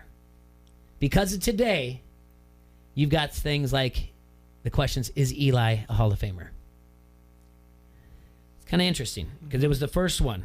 All right. That was in 1936. NHL's inaugural class didn't start till 1945. The NBA's in 1959, and the NFL's 1963. James Naismith, George Mikan, Fogg Allen, Hank Lucetti, and 13 others were in the class of 1959 for the NBA. Jim Thorpe, Red Grange, George Hallis, Curly Lambeau, and 13 others were in the class of 1963. So because of this day in history, and also a cause of this show, the conversation at Happy Hour is, yeah, but is he a Hall of Famer? Mm-hmm. Started. Bomber, before you go. Yes. Is Mahomes a Hall of Famer? Absolutely. His third year. So he's got a chance. I think if he throws 3 touchdown passes, he'll pass Dan Marino in the Super Bowl. He'll pass Dan Marino as the youngest under the age of 25 to have he'll have the most postseason touchdown passes under the age of 25. He'll pass Dan Marino. He has what it takes to become a Hall of Famer. I absolutely believe that. He will become only the second person if he wins. He will win. Only the second NFL player to win an MVP award and an NFL Super Bowl title within the first 3 years in the league. It's amazing, see? Do you know who the other one is? Yeah, we just talked about this. We did a little bit, yeah. I can't remember. MVP, Super Bowl, first three years in the league. Only one other person has done it. Was it Manning? No. First 3 years. I got nothing. He's a graduate of Cedar Rapids, LaSalle, I believe, or Regis, one of the two. Okay. He went on to the University of Northern Iowa. He was known for throwing paper towels in Hy-Vee aisles. Kurt Warner. Kurt Warner is the only other person to win an MVP and a Super Bowl within their first 3 years. I didn't know his high school or college, but he said Hy-Vee. I got it. All right, well. There's a helpful spiral in it. That's right. Oh, my God. That's right. All right, well, Bomber, thank you very much. We look forward to seeing you tomorrow. We're going to take a quick break. When we come back, we're going to talk about the Super Bowl. Bobby Metcalf's going to join us from Quad City Times. I'm sure he hates the idea of the DH in the National League, but we'll get to talk to him about it. All right. Harrington's Pub is the Quad City's premier Irish pub. Come celebrate any day of the week at Harrington's Pub and enjoy the best specials around. Monday through Friday, happy hour from 2 to 6. Has 250 domestic bottles and drafts, 250 wells. Today is Wednesday. That means $3 flavored vodkas. Hump day all day long. Harrington's Pub, putting the H in hangover since 2005, 2321 Cumberland Square in Bettendorf. Feel free to email me during the break. This is Randall, the QC hot dog guy. You're listening to Don't Hassle Us, We're Local. ESPN 1170 AM. At Crawford Company, we specialize in plumbing, heating, and air conditioning. Sports, on the other hand? Hey, Crawford guy, go long! No, I can't. Here comes the pitch to Crawford guy. Strike 3. Come on, Crawford guy, take the shot.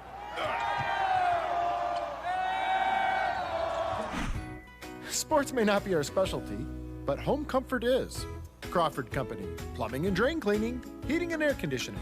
Score a touchdown on your next new or used purchase at Sexton Ford. With a huge selection of new Ford cars and trucks, you'll feel like you've entered the big game each and every time. You'll be treated like a pro player from sales to service, auto body to parts. Sexton also has a strong bench of mildly used vehicles too. Why wait? The game's on at Sexton Ford in Moline. Oh yeah, Sexton Ford is the talk of the town. Back by popular demand, Gobo Productions presents One Night of Queen. Since forming in 2002, Gary Mullen and the Works have performed to sellout audiences all over the world. And now they're back in the USA for a brand new tour. One Night of Queen is a spectacular live concert recreating the look, sound, and showmanship of arguably the greatest rock band of all time. You'll hear classic Queen numbers including We Will Rock You, Fat Bottom Girls, Another One Bites the Dust, Bohemian Rhapsody, and We Are the Champions. One Night of Queen, performed by Gary Mullen and the Works. This show will rock you. Coming to the TaxSlayer Center March 18th. Tickets are on sale now at the TaxSlayer Center box office and Ticketmaster.com. Presented by Town Square Media. From the Sheedy Family Chiropractic Studios, this is the Quad Cities sports leader, ESPN 1170 AM, KPOB, Davenport.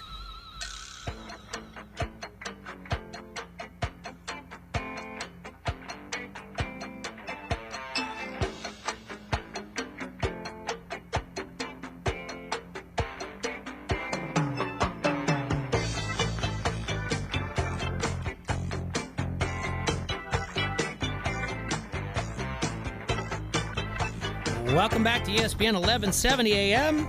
You're listening to Don't Hassle Us, We're Local. Here on the 1170 AM dial. I want to remind everybody you can listen to us on your smartphone. Download the ESPN 1170 app. Go to your Google Play Store or wherever you download apps from. You can listen to us on the computer, ESPN1170am.com. Click the upper right-hand corner. And you can also listen to us and watch us live on Facebook. Leave comments on the Facebook comment thread. And drop us an email whenever you feel necessary during the middle of the show. So, also, want to remind everyone, pay attention about, I'm hoping about 4 o'clock to have up on ESPN1170am.com details on how you can win 2 tickets and a parking pass to Iowa versus Penn State on Friday night. Number 1 versus number 2 in the country. There's going to be close to 16,000 Hawkeye fans there. Yeah, there'll be some Penn State. I shouldn't just say Hawkeye fans. There'll be 16,000 wrestling fans there at Carver Hawkeye Arena. Should be a little crazy out there, but we'll put that up about ESPN 1170 AM. We'll share that on our Don't Hassle Us, We're Local Facebook page and also Don't Hassle Us, We're Local on Twitter. You can follow us on both of those at qchassle.com. Joining us right now, I want to thank Bob for coming in. Joining us right now, we've got Bobby Metcalf from the Quad City Times. Bobby, we've got all kinds of things to get into. Let's just start with baseball. Earlier today, it was reported that Chris Bryant lost his grievance against the Chicago Cubs, and he will not become a free agent for his time served. He will not become a free agent until after the 2021 season. So I'm trying to think of what that really means as far as when it comes to the Cubs and player grievances in the future and even possible trade scenarios now. Well, I can tell you, I would expect that this means that this practice of holding guys back to gain extra free agency is going to keep going. Yeah, because they won. Yeah, I mean, and Major League really, really wanted to win this. They put a lot of time and effort into this. They used their firepower to actually get this happening. Although the union was fighting for it because they wanted the whole hold him back a certain amount of days. Down in AAA. I mean, you have the latest one being Vladimir Guerrero Jr. And so it just adds more fuel to it that Major League to control their option on their players even longer. Do you think this is going to, the whole sour grapes type of thing that Chris Bryant, if they don't trade him when it comes to free agency after the 2021, that he moves on? Probably, because you see it quite a bit. Yeah, there's a lot. I mean, it's not like players ever come out and they mention it, but there's always like whispers and from the inner circles that like they're just really upset about that, the way it was handled. Yeah, I mean, but I'd gone in before this was even announced, knowing that he's probably not going to be a Cub whenever he goes free agency. I would think, unless they offer him a gigantic deal, because I think he's been holding a grievance about this for his entire career so far. I think it was already going to take a lot of money to keep him there anyway. So I don't think it really changes much. It just adds to his trade value now. You could trade him now and they could get 2 years Chris Bryant, or as opposed to 1 year. So yeah. Or the Cubs could keep him if they think they can win this year, and which they probably can't, and then try and trade him next year, or they could extend him and give him a ton of money for one of the when he's healthy, one of the best players in baseball. Mm-hmm. You know, one of the top 3 third basemen in baseball, probably. I don't know. Then there's reports that there's talk. I think Jesse Rogers reported that there was a talk between the Cubs and the Rockies for a Arenado Bryant 1-for-1 trade. Oh, really? I saw that on Twitter, so I don't know. I mean, it's there's a lot to be sorted out. I think he'll be a Cub on opening day. This year? Yeah, this year. I think so too. If they're not in it, he could be gone by trade deadline. Yeah. Because of the there's still enough pieces on that team to be in it. Mhm. Whether or not like realistically compete for a division, or whether they will in the division at the end of the year, who knows? But there's enough pieces on that team that they'll be realistically in it come trade deadline, I would think. It is one of those things that everybody feels like they have to chime in or have something else said. It was not too long ago that his wife went to Twitter. Did you see that? His wife went to Twitter after people were questioning about him going and missing the Cubs caravan because he had the flu. Oh, yeah, I did see something about He signed to avoid arbitration. He signed a 1-year deal with the Cubs, and then a week later didn't go. And she was like, yes, he flew all the way to Chicago, left his pregnant wife, flew all the way to Chicago to go to stay in a hotel to purposely avoid the Cubs caravan because people were like saying that he did it out of sour grapes. So, he avoided it. People are. He's professional. He'll be there. Yes, if he's on the team, he'll be there opening day and he'll perform. He's not going to. People don't realize that. Like, it's not like he's going to purposely tank his season to get back at the Cubs. Mm-hmm. Like, he'll still play. He'll still play the best of his ability. These guys are professional athletes. They don't do this. They don't let off-season things tend to influence the way they perform. Unless you're the Chicago Black Sox. But other things that have been talked about recently when it comes to Major League Baseball, and I know we've talked about it before, but just want to see where you're at still on this, is the idea of the National League adopting the designated hitter. Hate it. I've always hated it. You know I hate it. Mm-hmm. I do. I'm not going to change my opinion on that. Now, are you fine with just the way it is right now? That might be the thing that gets me to stop watching baseball. If they Really? Yeah. Why is that? I'm already on the fence. I'm not going to be watching any Cubs games with the stupid Marquee network. Okay, slow down. All right, let's go over this. Let's break. I don't want to watch that freaking the whole Astros Red Sox sign stealing garbage is ticking me off. Sure. Yeah, and you were the first to say that they should on our air that you said that they should take away the title. Yeah. And everything. Do you think? Completely agree with you. What about? Do you think Altuve should be suspended? Well, if this buzzer thing is true, yes. Yeah. I understand their rationale for not suspending any players for the trash can thing. I get that rationale. However, if Altuve and Bregman or whoever were wearing buzzers, that's different. And yes, they should be suspended. So the Marquee network, that bothers you? Why? I mean, for the Cubs long term, yeah, it's in theory it's great, but just like everyone else in this area, I grew up watching the Cubs on WGN. Mm-hmm. Now it's like, what, I got to pay money to watch the Cubs? Well, is it? I mean, okay. I guess it goes to even more questions. Are you a cord cutter? I mean, I don't have internet or cable. Yeah. But it's still nice to be able to go to work. Yeah. We have cable at work and have a Cubs game on at work. Is that so? You have cable, not dish, or direct or dish or anything like that, right?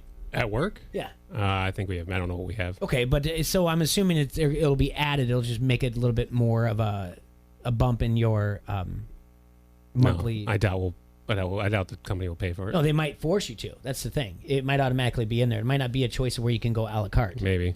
And I think that's actually what's going to happen the majority of the time. I think it's just a matter of where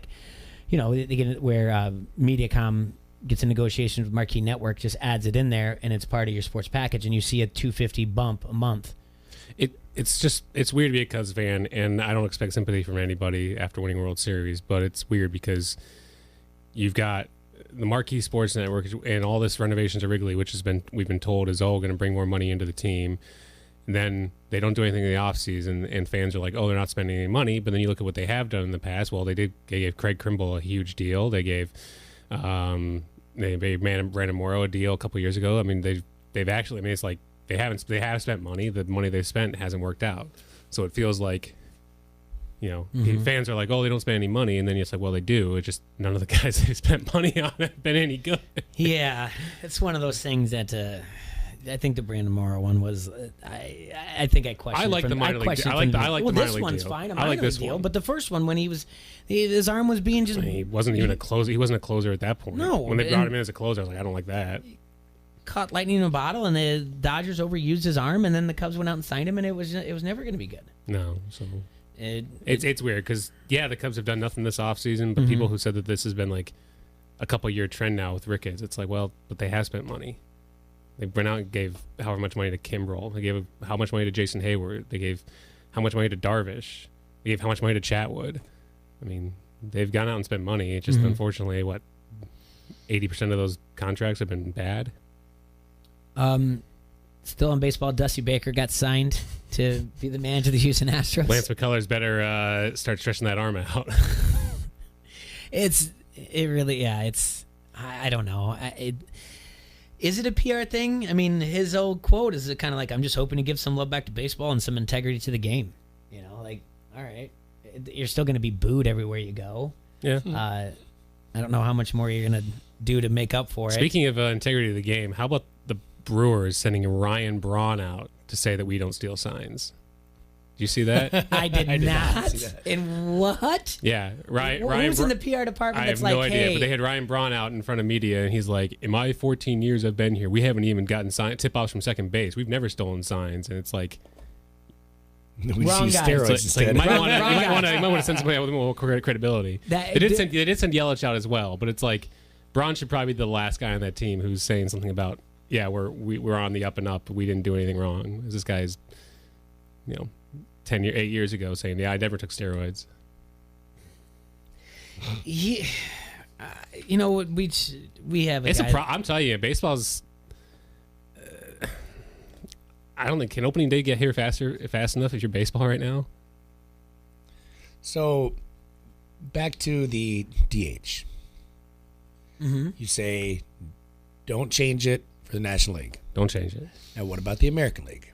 Look, if I had my absolute 100% personal preference, I'd say get rid of it completely. Okay. However, I understand. I mean, you say this way. I mean, it's been the A on out for what, 30 years? Fine. If you want to have a difference in between the two leagues. So I don't. It's been longer than that. But, go 40 years. 40 years now, I guess? 40 years. Yeah, I guess. Yeah, shoot. If you want a difference in, I don't know. I'm a traditionalist. Okay, but they're changing everything else. Yeah, and I don't like it. Okay. I don't know. I have an issue. See, I think this is kind of ass backwards with, okay, we're going to change this crazy new rules on this aspect, but we're going to leave this one. Baseball should have this is way more important than the extra inning crap. A baseball player should be able to play the field. A baseball pitcher should be able to hit. Okay. Why do we give guys the ability to prolong their career by not having to play the field? Sure. So a pitcher can't hit. Well, then that's on the team to decide whether or not do we let our starting pitchers pitch this inning or hit this inning, or do we That's what I said. It's strategy in the game, blah blah blah. But that's what I said is I'm fine with it as long as it's across the board. I would much rather see it the same rule in American League and National League versus different rules, pitchers hitting, pitchers not, World Series games being different sets of rules depending on where you're playing. Yeah. I hate that. I think that's crap. I just think you take so much strategy out of the game if you get rid of the DH. I also don't like the fact that different ballparks are different shapes. Or if you put the DH in, I mean. But different dimensions in different ballparks? Yeah, that is weird too. That's horrible. It's the only sport that does that, right? Right. Yeah. Terrible. But that's been that way for 120 years. It's been stupid for 120 years. I'm with you. Yeah. We just overlook it. Well, it's just baseball. Well, it doesn't have to be. They could actually they spend millions and millions and millions and billions of dollars on everything else. You can't make the fields the same shape. This has been a bad offseason for baseball. Between the Astros, Red Sox, then you've got this whole minor league contraction thing. It's been a bad offseason. That's a good point. That's a really good point. I'm used to playing center field in Wrigley Field, but now I'm going to go to Houston. Now I have to run uphill into a dark corner. Well, not anymore. They got rid of that. Thank goodness. But still, that's another situation. Like, why is that a good idea? Now we go. Okay, so we had a nice sunny game here in this field. We're a nice big pop fly. It's I might have to battle the sun one day, might not. That's just the elements of baseball. Now today. Wait, so do you think everything should be domed then? No, I hate domes. Well, then what? But you're saying, okay, so you have a sunny day in one baseball park, and then now you have to go to a dome with. Now you're battling a catwalk and I see what you're saying. Tear him off the wall. Well, now it's still a legal hit. Now it's in play, but it touches this wire. Now it's not in play. Yeah, the Trop is awful. The Trop needs to. Thank you for knowing exactly what field I'm talking about. The Trop needs to go. You knew exactly what I was talking about. Yeah. It's the worst. The Rays. Get out of here. Worst to first. How'd that work out? One more baseball thing. Hall of Fame, Larry Walker. I'm torn on it. I guess 15-year career, 10 of them in Colorado. I guess it. The way the voting went, borderline. I'm okay with 77%. Yeah. He's a 76%. I saw some stats. Somebody, I guess I think Baseball Reference hasn't. You can plug in like his stats to and then have it go for like a neutral field and like he's still been a 300. So supposedly he would still been a 300 hitter, and so I mean, yeah, I can see it. But you can't, I don't think it's right to punish him for 81 games being played in Colorado. Well, he's the first Rockies to go in. Someone had to be the first one to go in eventually. Yeah, but now, I mean, does Todd Helton go in? You got to look at the numbers. I'll tell you what, and this is going to be an unpopular opinion. I had no problem with Jeter not being unanimous. Okay, I have no problem with it either, to be quite honest with you. But why do you think it's unpopular? Because you're telling me that he should be unanimous when Griffey wasn't, when Ruth wasn't, when Willie Mays wasn't. Well, let me throw something at you that I threw out last week. Ted Williams wasn't. About everybody that says unanimous and who's the one voter and blah blah blah. And it was the anniversary of Jackie Robinson being the first African American in the Hall of Fame. He got in at 77%. Bob Feller that year got 93%. So if we're gonna get all upset about voting and everything else, I mean, let's look back in history on some of the things. Just the names you mentioned itself, all right, that weren't unanimous. I mean, no position player has ever been unanimous. But the thing, Bobby, the only thing is that there's one person out there that wasn't unanimous, and they only did it because they didn't think there should be back-to-back unanimous. It should have been more than one. It should have been more than one. I'll agree with you. I didn't think it was. My friend Dan Escontrias pointed out that in a conversation that we had, I told him that the most he was going to get this year was 87%. That's a weird number for me to bring out. I was intoxicated at the time. And I thought he'd be unanimous for sure. Did you? Yes, I did. Dan was mad at you the other night. Dan Escontrias? Yeah, probably. Because I didn't meet him out? Yeah. I met up. I should say. I was out. Yeah, so I was asleep. But no, he texted me the night it went in. He's like, "Oh, he got 90, percent, 99.3, percent, far off what you said." And I was like, "When did I ever say that?" And he's like, "I thought for sure during this situation you said it was 87%." And I was like, "I probably did, and I probably did it just to poke the fire." I thought for sure he'd be unanimous. I did not think back to back. I was not surprised. Now here's the thing. Yeah, who is a position player in the next 15 years who has a chance to be unanimous? Trout? He's not going to retire in 15 years. Yeah, not 15 years. I think your best chance will probably be Pujols. Yes. That's a really good call. Yes. And he probably won't because of the way he ended his career. But probably not, no. I don't think that's a really good question. Outside of him, I can't think of another player who would be like a hands down guy. The debate, the debate: is he going to be unanimous or not? That's a good point. Yeah, when Trout retires, then that's the next one. But after that, before that, Trout could retire in the next 8 years. He could. Yeah, he wouldn't be unanimous Hall of Famer if he retired in the next 8 years. Yeah. They and the other thing again, Houston is just questionable overall because I don't understand this at all. That Bill O'Brien just got promoted to. They took Bill O'Brien, the coach of the Houston Texans.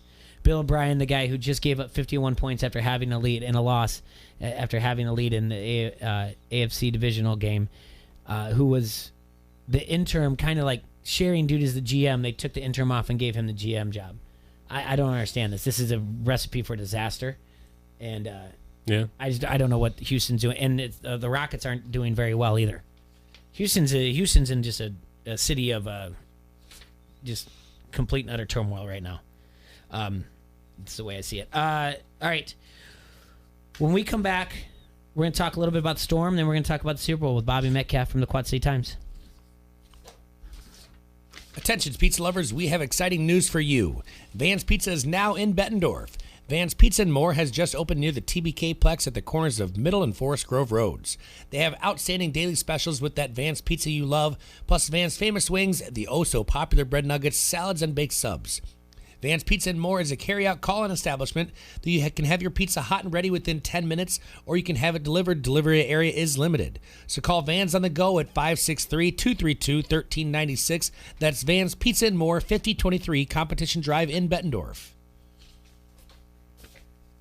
Quad City Storm. You're listening to Don't Hassle Us, We're Local. ESPN 1170 AM. The Circle Tap in Davenport is your place to catch the big game on February 2nd. Watch the championship game on one of their 16 flat-screen TVs or relax on the heated patio. Enjoy $2 domestic cans, $7 big-ass Bloody Marys, and cash giveaways every quarter. Plus, one lucky winner will walk away with $100 at the end of the game. Soak up your booze with $6 pulled pork sandwiches and fries, or grab a rack of Circle Tap's world-famous ribs. Enjoy great food, great drinks, and great friends during the big game at the Circle Tap, West Locust Street, Davenport. When storm damage hits, All Major Restorations is your insurance claim specialist. Loose or missing shingles, dented siding, or damaged windows. All Major Restorations of the Quad Cities works with your insurance company, making the process quick and easy. The insurance company has people fighting for them. Let All Major Restorations work for you. Residential, commercial, and industrial. There's a reason they have an A+ accredited Better Business Bureau rating. Storm damage estimates are always free. Visit amrestorations.com. All Major Restorations of the Quad Cities. And now an old classic commercial from Mark Brenny.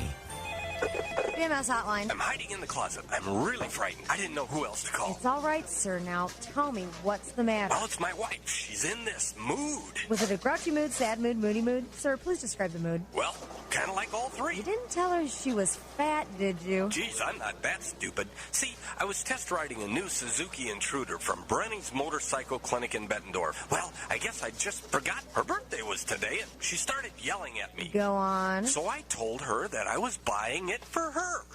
First, you need to reassure her and tell her that you love her and that riding a Suzuki motorcycle helps to ease cramps and bloating. Cramps and bloating? Hey, is this the pre-motorcycle syndrome hotline? No, sir. This is the other PMS hotline. Oh, no, she found me. Gotta go. Maybe I'll be calling you in 28 days. Come test drive one today. Brenny's, 4426 State Street in Bettendorf, across from Alcoa. Almost. Keep your eyes open for signs of spring, unless the Astros steal them first. This is your home for the Chicago Cubs, ESPN 1170 AM.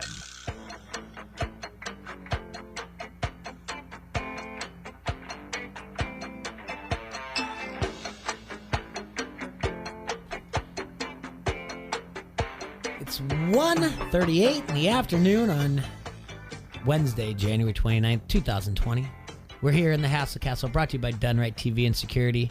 You're listening to Don't Hassle So Local here on ESPN 1170 AM. I want to thank you all for tuning in. Reminder that you can listen to us and watch us on Facebook Live. Leave comments on the Harrington's Pub Facebook comment thread. We're in the Hassle Castle with Serge, the Stat Cat. We got Bobby Metcalf from the Quad City Times in here as well. Bobby, big weekend for the Storm this weekend. They've got 2 games against Peoria. Yeah, what a shock. Peoria's in town again. Yeah. Big night, big week. I feel like you cover the Peoria I know, as much as you cover the Storm. It's ridiculous. Yeah. Big weekend. I know you've got the picture of the ice after the painting. So Hockey Fights Cancer Night Saturday. And yeah, they're playing well. Took 2 out of 3 against Knoxville over the weekend. Put up, I think it was like 15 goals in 3 games, 14 goals in 3 games. So they're playing better. They're just trying to kind of catch up now. That 9-game skid they had earlier in the season just killed them in the standings. So they're trying now to make up some ground, distance themselves, and kind of secure a playoff spot here. We got about 25 games left in the season. So. but they're playing well. I mean, it's when they're on, they can beat. And I mean, they've shown they can beat anybody in this league. They beat Peoria 5-2 earlier this year. Beat Knoxville, who's one of the top teams in the league. Mm-hmm. Two nights kind of demolished them on Sunday. They beat Huntsville, two-time defending champion, several times this year. So when they play, disciplined, they're as solid as anybody else in this league. That's Friday night. That's 90s night. $2 beers and hot dogs until the puck drops. And that night Storm's going to be raising money for Upper Rock Island County Recreation Association. And then, like you said, yesterday from 10 to 7, they had Paint the Ice. You can find that online. The photo's great. We'll get that up there later on today. But Saturday night is Hockey Fights Cancer Night. It's presented by Unity Point Health Trinity. And you can auction off the post game for the cancer jerseys. You can get those on auction. And first 1,000 fans get a giveaway. And again, we're raising money on Saturday night for Trinity Cancer Care Fund that night. I think the ice looks great. I thought it looked fantastic. Last year there were some Peoria beat writers who thought it was terrible, and how can you play hockey on that? And I really just to anyone who complains about it, you can. That's a bad human being. Yeah, I mean, this is two ways. I thought you were going to go from. I honestly thought you were going to be, because when we had Gwen and Rothy in here last week, we were just like, hey, let's get more people out there. There's a lot of white spots on there. We don't want white spots on there. Do you know what I'm saying? Mm-hmm. We want it to be. I thought you were going to say like Peoria, like someone was kind of making fun of like, oh, Quad Cityans can't get out and paint the ice. No, it was. But instead, they just last year it was, how can you play hockey on this? And then when they beat Peoria that night the only reason they lost is because of. Peoria couldn't see the puck, which of course doesn't change the fact that Quad City's playing the same ice. So if you're complaining about people painting names of cancer survivors or cancer victims on the ice, you got some. I don't like these people at all. These beat writers, one bit that. I know we're terrible, aren't we? Yeah. No, not you. I'm talking about the ones that sit there and say these things. No, of course not you. What's in the high school wise? What have you been covering lately? I don't know. I've been watching Grace Buffelli just continue to. She's something else. 142 points in 4 games, career high on 40 against PV on Friday, and then surpassed that with 43 last night against Bettendorf. Yeah, North Scott's looking really good. Yeah, they're getting themselves scheduled to have back-to-back state titles. They're on a run for that. I mean, it looks like a closing course between them and Marion right now. Yep, that'd be second time, right? It'd be the third time. Third time. If they mean the title game again, it'd be all 3 title games would have been North Scott Marion. Oh man! All right. Well, good for them, and we'll keep our eyes on that as well. MAC Wrestling is this weekend. MAC Wrestling is this weekend. So is Big Six. First Big Six wrestling meet. Oh, interesting. Where's that at? Geneseo, I believe. Cool. Now they have they have their Geneseo tournament every year. They know how to put on a tournament out there in Geneseo, so that'll be good. We'll actually be out there on Saturday. We'll have the finals of the MAC Wrestling Tournament on our Facebook Live here at Don't Hassle Us, We're Local. The Mississippi Athletic Conference ADs gave us the thumbs up. Nice. To be able to do that. Don't know who's going to call the action just yet. You going to Iowa Penn State? I am going to Iowa Penn State. I'll be up there. I said earlier in the first hour, I'm trying to figure out a way through a blog giveaway to give away. Jurgensen Insurance was nice enough to give us 2 tickets to give away along with the parking pass. But it's going to be madhouse up there. Mm-hmm. And I'm excited. I was up there on Friday night for Iowa Ohio State as well. The energy was good. But this is going to be something else. I don't know. I think they're the best team in the country. They are. I mean, they're going to show it on Friday night. I think they will too. I don't see Penn State coming in with an upset at all. It's the same. I don't know. My seat. You know where the press is for at Carver or whatever else. My seat's no different. Just a little bit more leg room, I guess. Still kind of roll my eyes every once in a while. I kind of feel like I'm still in the middle. But I always, as a wrestling fan, I've always been like right down the middle. And because wrestling fans are just a little bit goofier, like I'm glad you said that. They are. It really is, because I think that's why I've had just as many times as I've been I've been on a mat or been in a corner coaching or been a fan. I've always just kind of been the type that's like, all right, ease up. And really, if it's 12 seconds into a match, we don't have to yell, he's stalling! we just don't. So I usually roll my eyes, but eventually there's every once in a while the fan in me gets into it, but it's the wrestling isn't the same as football and basketball isn't the same as football. Football, it's very quiet. You know, basketball in the press area, they got some guys that are calling it on the computer. I don't really feel like as much as like the football one. I always tell everybody like right away, Kakert was just like, because when I think it actually came up when we were like, oh, I bet you for Christmas all you did get is Iowa gear, and he's like, no, and he's like, I don't wear it. Well, you know, the joke, you walk in and someone wears Iowa something, they're like, oh, I wonder who he's cheering for. Kind of felt that I was worried that way about basketball. It's not so much, but the wrestling, it's just easier for me not to. There's a fan of me in basketball. Like when they're down by 12, like I was getting a little bit into it, you know, like yes, you know, and then you look around like, is anyone going to roll their eyes in the press area? But it's easier for me in wrestling but I also can feel the time when I kind of turn my chair a little bit, trying to, you know, get out of a situation that they're in. But yeah, it takes a while till I finally, because they were on the referee during the Lugo match. I don't care what anyone says; they can call me whatever they want. I didn't think it was 2. Brands clearly thought it was 2. He said in the rules when you have the cradle locked up and you're on a hip, it's 2. I didn't think it was 2. There was a lot of booing going on. The locked hands in Lugo's match was the only one that I thought was interesting because the referee he signaled locked hands and then he waved it off.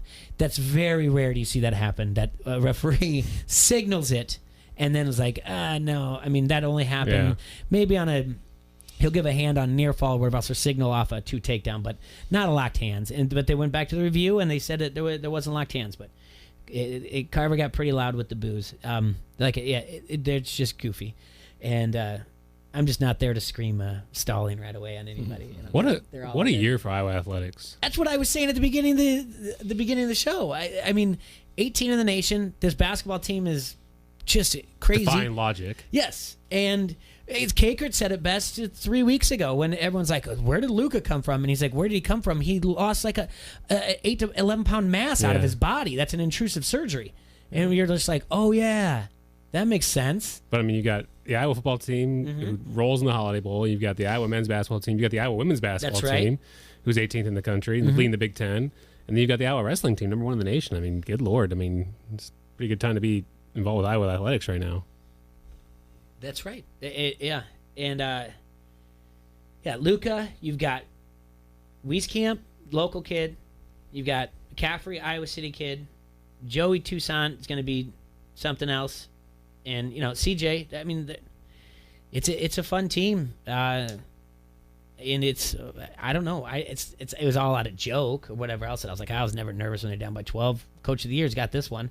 But it wasn't like it's not like I was folding up everything or writing a wrap up being like the Iowa team's showing that, you know, I wasn't. If they finished 3rd, 4th in the Big Ten, he's Coach of the Year, right? I think he's Coach of the Year. Well, a lot of people pointed out, and Josh Franz and other people, that Sunday's matchup is going to be the matchup of Coach of the Years, Underwood and Fran. That's fair. And I say that's fair, but I'm just, as a homer in this situation, I'm just going to say, he's Coach of the Year in my eyes. But there's something different about him. I've never been in the post media before with him, only had to see clips, but there's just something about him. It seems like the relationship, and I'm talking about Coach McCaffrey, that he has with the players. He's more calm about it when he speaks of him. You know, I was worried when they were down. I wrote on social media, I'm like, I don't know what post media is going to be like. I really don't. Like, he's going to lose his mind. I think he's going to come in all mad. But he was just like he said, you have to, you know, maintain the defense, you know, continue to execute, continue to defend. This team's good. They rely on each other. They know when they have to perform. I mean, it was really bad the first half. You saw that, all that shooting, everything else. Like, I think they were 0 for their first 11 and 3 points. They need a game like that because they don't. Usually, when they shoot like that, they're toast. Yeah, and it's. And then they usually bounce back, which is why I'm interested in the prop bet. Points scored by Iowa against Illinois versus George Kittle's reception yards in the Super Bowl. Because it just seems like Iowa... Points scored by Iowa? Yes, the total points scored by Iowa. I'd say Kittle has more. I say the basketball team has more. Because they usually bounce back after a poor effort so far this season. Yeah, I think Kittle's going to go nuts in the Super Bowl. I think if they're trying to... And this is our transition into Super Bowl talk. I think if they're going to do a ball control offense, he's going to be blocking more than receiving more. I don't think they're going to be able to do a ball control offense. I don't think they're going to be able to run it like they did against Green Bay. I don't think so either. I think Jimmy G's going to have to throw it. Well, I do too, but because I don't think they're going to be able to. I don't know. I have a hard time seeing. I know that's a good defense, but I have a hard time seeing them limit Mahomes and. Well, he attempted 8 passes in the NFC Championship game, and we're talking about Jimmy G. The over/under on pass attempts on Jimmy G in the Super Bowl is at 30. The attempts. If it's over, they lose. Who? 49ers. If Jimmy G has to throw the ball 30-plus times a game, they're going to lose. If he has to? Yeah. Yeah. His completions are at 21. So they've got him at 20. And his total yards, or his passing yards, are 249.5. So, who do you got in the Super Bowl? Chiefs. You say that with conviction. Hands down. Do you think it's going to be close? No. Really? No. Why is that? I don't trust Jimmy G. And you can't tell me Raheem Mostert's going to be able to keep pace with Patrick Mahomes. Okay. Interesting. I don't think it's going to be close. Everyone's saying that, oh, man, this look like the most closest Super Bowl. I can't pick it. It's like, it's the Chiefs. Side bet after the show. It's the Chiefs. What's the line at? It's either 1 or 1.5, depending on where you're looking. I think it's 1.5 today. It's moved a little bit. There was some money that came in overnight, some big money. I think there was a $750,000 bet laid overnight. I don't know which way it went. I just got a bulletin. I didn't even open it up on my phone or anything. I just that can move it. That would definitely move it one way or another. So just match up Tyreek Hill on Richard Sherman and game over. Sherman can't keep up with Hill. So you think the 49ers will have to pass, and that's why you like George Kittle for receiving yards? I think they're gonna have to throw to keep up with them. I like saying if you go by the formula, which it's probably so dumb anyway, but you go by the formula. Run the ball and play defense. No, that Kansas City has been playing from behind the entire playoffs. So take the 49ers in the first half, and then watch it after that, and then bet your end game if you're betting. You know what I'm saying? I do not want to see a boat race. What'd you say about the over/under, Bobby? If Jimmy G has to throw the ball over 30 times on Sunday, they will lose. Okay. What about the over/under? I don't know what that's at. 53.5. Mm-hmm. I believe it opened up at 51.5 and has been moved up to 53.5. I think there's going to be a sharp buyback. Close. I think there's going to be a sharp buyback on that. I think you're going to see something similar to See, part of me thinks the Chiefs the 49ers aren't going to score enough. Because part of me thinks it's going to be like Chiefs Rams, but 49ers can't score enough to put up that many points. 49ers can score points. Not at the pace the Chiefs can. I don't know. I think Niners are going to score early. Chiefs are going to come back. I think it's going to be a good game, and I think Niners are going to pull away. And I think that over/under is a lock at the over. You think Niners win, huh? Mm-hmm. So that's why I'm going to take you straight up. I think Mahomes. No points. I'll take you straight up. I think Mahomes is going to be MVP. You know, he very well could be. I mean, I hope he does. Not to be cliche, I do hope for a good game, but blowouts are funny too. I think it could be a blowout. It could be a blowout either way. It really could. I just don't see the 49ers scoring enough. They could get up early because they do that sometimes. Kansas City doesn't score early sometimes, and then don't underestimate San Francisco's defense. Oh, I'm not underestimating them. I know how good they are. Yeah. I just 49ers Mahomes has a bad game. Have scored at least 20 points in every single one of their games except for one. They were only so they can score. Yeah, I'm not knocking that they can score. That they're going to score. They can get to 20. Can they get to 40? Well, I thought we were just talking about the over/under. So you think the Chiefs can get to 40, 38, 35? You think? I think the Chiefs can get to 38 in their sleep. They spotted the Texans how many points and put up 51? It's a good point. Here's the thing that really is the real kick in the rear end. And go back and if people are like, I don't know. There was that time where Patrick Mahomes got hurt, everyone, and Lamar Jackson was, lighting up everybody and stealing all the highlights, and everyone went down on the Chiefs. And I think at that point you could get the Chiefs to win the AFC at like 700-1. And walking into the season, we all kind of thought the Chiefs were the best team in the AFC, and then we all slept on them, and then we still went through. We were still, hanging out with Lamar Jackson. But I mean, who's still the MVP? Let's not overlook what he did this year. Yeah. So Erickson asked what the odds were for Mahomes to be the MVP. I can give it to you. I got it all here for you. Okay, there you Patrick Mahomes plus 115. Mm-hmm. He's front runner. Jimmy G plus 275. Mostert plus 550. Kittle plus 1,000. Kelce plus 1,500. Hill 1,500. Bosa 1,800. Damian Williams 2,200. Debo Samuel 2,500. Richard Sherman 4,000, and on down. Robbie Gould plus 10,000. Hey, if he makes 10 field goals and they win 30 to, is that the number? 30 to 10. 20. He's got to hit 10, and they win 30 to 30 points. That's how. That's the number. All 30 points by Robbie Gould. I will. How much would that suck to be Bears? Oh Bears my God, I will freak out. That championship game was bad enough when you got all the 49 points been scored by an ex-Bear. It's like nah, it was against Green Bay, so I didn't really. It was a compliment. Yeah, we're still shutting the Green Bay down. That's fine. Couple prop bets. You're welcome, Bear fans. Couple prop bets we looked at earlier in the week. Will there be an opening kick? Will the opening kickoff be a touchback? Yeah. Yes is minus 150. No is plus 130. I think so. Is there a prop bet on how many times they'll say you can probably Mitch Trubisky was drafted ahead of Patrick Mahomes? I was interested in the one. Are they going to mention because they had this 2 years ago for the Eagles? Don McNabb throwing up on the field, but that was Andy Reid was coaching that game. Mm-hmm. They did have a prop bet 2 years ago. Like, will it be mentioned that he threw up in the Super Bowl?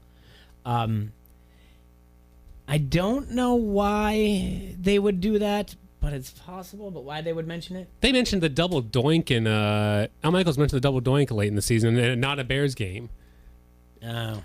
They just like Al Michaels right now, or I guess it's not Michaels, it's Aikman and Buck, but if it was Al Michaels, I would guarantee you they would mention Trubisky was drafted. It wouldn't be like Trubisky was drafted ahead of Mahomes. It would be Mahomes was the third quarterback picked that year behind Trubisky, or second quarterback drafted that year behind Trubisky. I hate it either way. That's what it would be. Especially if he goes nuts. Yeah. Then again, the Buck is not. I'm not an anti-Joe Buck guy. He doesn't bother me. He's boring. He's fine. He's vanilla. He really is. If you really think about it, I mean, the things he says. I mean, I don't know how many times I've made the joke. You know, it's just like, anytime a ball crosses the plane into the end zone, it's a touchdown. It is. You know, like the best is when he does those readings, like those shill readings, like he's got to do for like. I like 911 on Fox. I like those ones now because it made it funny to be like, AJ Styles puts up the U.S. Championship against Roman Reigns on Friday Night SmackDown.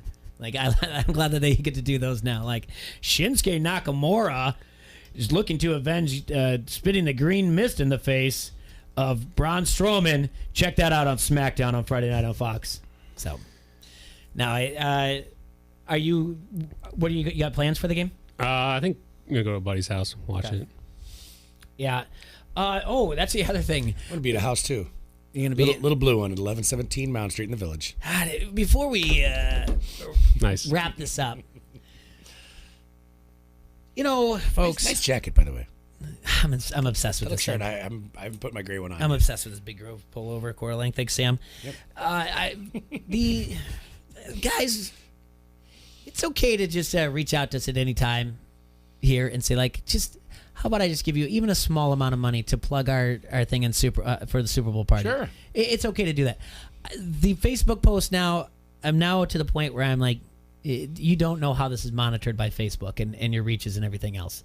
And now we have Super Bowl parties that are being promoted on Facebook, and it's just kind of like, I think it's only getting to me now because it seems like, you know, back in, let's say, 2008, between 2008, talking about businesses? Yes. Okay. 2008, 2014 type of thing. Like, right. Even more, probably up to 2016. It wasn't until Facebook kind of got used to it and they started monitoring how you're doing a bonus page because they want you to boost it. Mm-hmm. But then I started to think, like, people were not posting as much. And now I saw it a lot today about Super Bowl parties, and I'm just like, oh, folks. Yeah, we can plug your party for you on here in multiple ways, and we can boost some stuff with a little bit of cash. Throw it our way, and we'll dominate it for you. Yes, that's one thing.